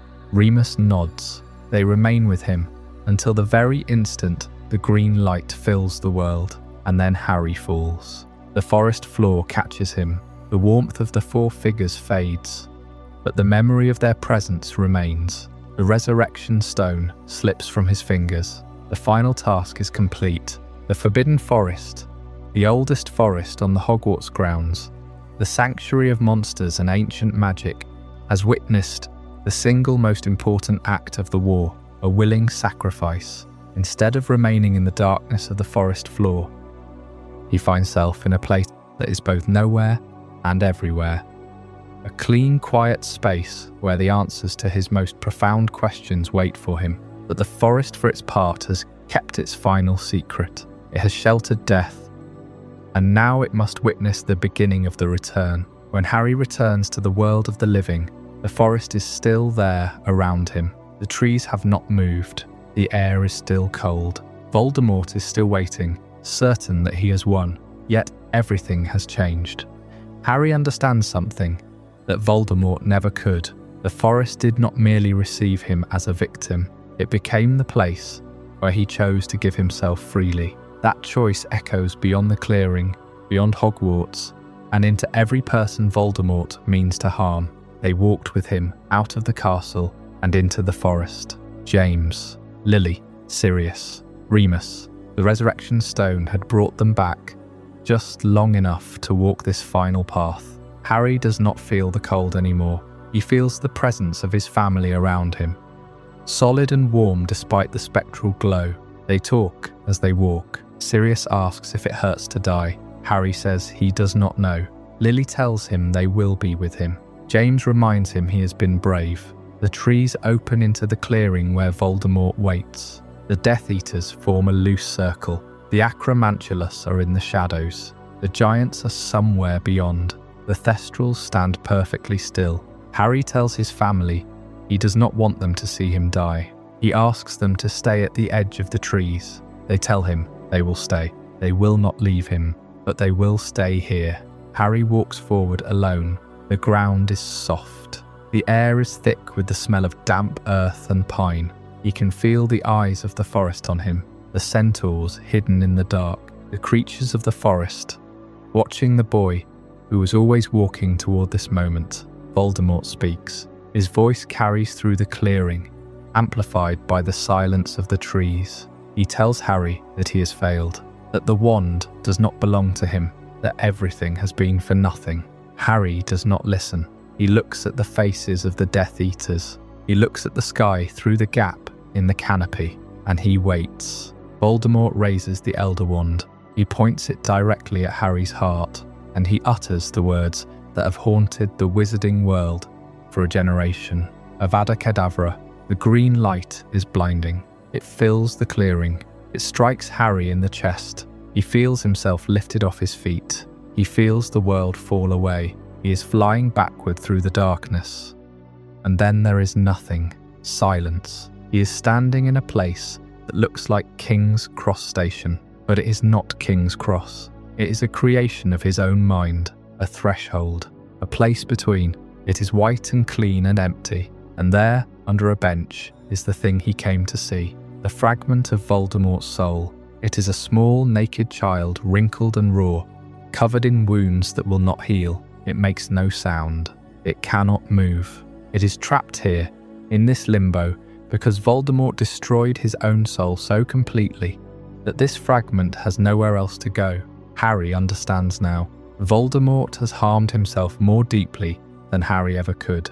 Every Horcrux he created tore a piece of his soul away. The pain of that tearing, the emptiness it left inside him, drove him to create more Horcruxes, which tore away more pieces. It was a cycle of self-destruction.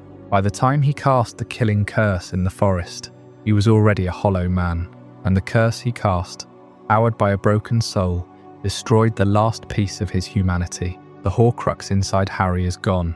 Voldemort killed it himself. Dumbledore appears. He is dressed in robes of pure white. He looks young and happy and free. He explains what has happened. He tells Harry that he has a choice. He can board the train that is about to arrive and go into the next great adventure, or he can return. The choice is his. Harry thinks about his parents. He thinks about Sirius and Remus. He thinks about Hogwarts. He thinks about Ron and Hermione. He knows what he has to do. He cannot let Voldemort win. Not here. Not now. He has work to do. He chooses to return. He opens his eyes. The Forbidden Forest is above him. The dark canopy of leaves. The cold air on his face. The damp earth beneath his back. He is lying on the forest floor in the clearing, surrounded by the enemies who believe he is dead. He does not move. He listens to the sounds around him. The Acromantulas are retreating. Voldemort is speaking. A Death Eater laughs. And then Narcissa Malfoy is standing over him. She kneels. She checks his pulse. She feels it weak but steady. She asks him, "Is Draco alive?" He whispers yes. She stands. She looks at Voldemort. She says the words that change everything. Harry Potter is dead. Hagrid is summoned. He is sobbing. He carries Harry out of the clearing. The Forbidden Forest has seen everything. It saw the unicorn die in the first year. It saw Harry face the Acromantulas in the second. It saw the Triwizard dragons in the fourth. It saw Umbridge humiliated by the Centaurs in the fifth. It saw Voldemort gather his army in the seventh. And now it has seen the moment the war ended. The trees did not change. The creatures did not bow. But the forest itself became a sanctuary for the oldest magic. The magic of sacrifice. The magic of love. The same magic that Lily Potter wielded in a cottage in Godric's Hollow was rekindled here, beneath the branches of the Forbidden Forest. It was not a spell, it was a choice. Harry chose to walk into the forest, knowing he would die. And in that choice, he laid a protection over everyone at Hogwarts. The forest, the place of terror, the home of the forbidden, became the ground where Harry's sacrifice protected the castle. The Centaurs watched. The Thestrals watched. The trees watched. The forest itself is a living thing, and it remembered this moment. It had been here before Hogwarts was built. It would be here long after, and tonight, it held the weight of the most important choice ever made on its soil. The Forbidden Forest never had to change. It was always exactly what it was meant to be, a wild place, a sanctuary for the strange and the hidden, a boundary between the safe world of the castle and the unknown world beyond. Tonight that boundary was crossed, not in fear but in faith, and the forest accepted the sacrifice. It did not reward it. It did not celebrate it. It simply held it. It held the body of Harry Potter on its floor. It held the spirits of his family at its edge. It held the weight of a war's end. And when Harry walked out, carried by Hagrid, the Forbidden Forest returned to silence. It had kept its deepest secret, that the most dangerous place on the Hogwarts grounds was also the most sacred.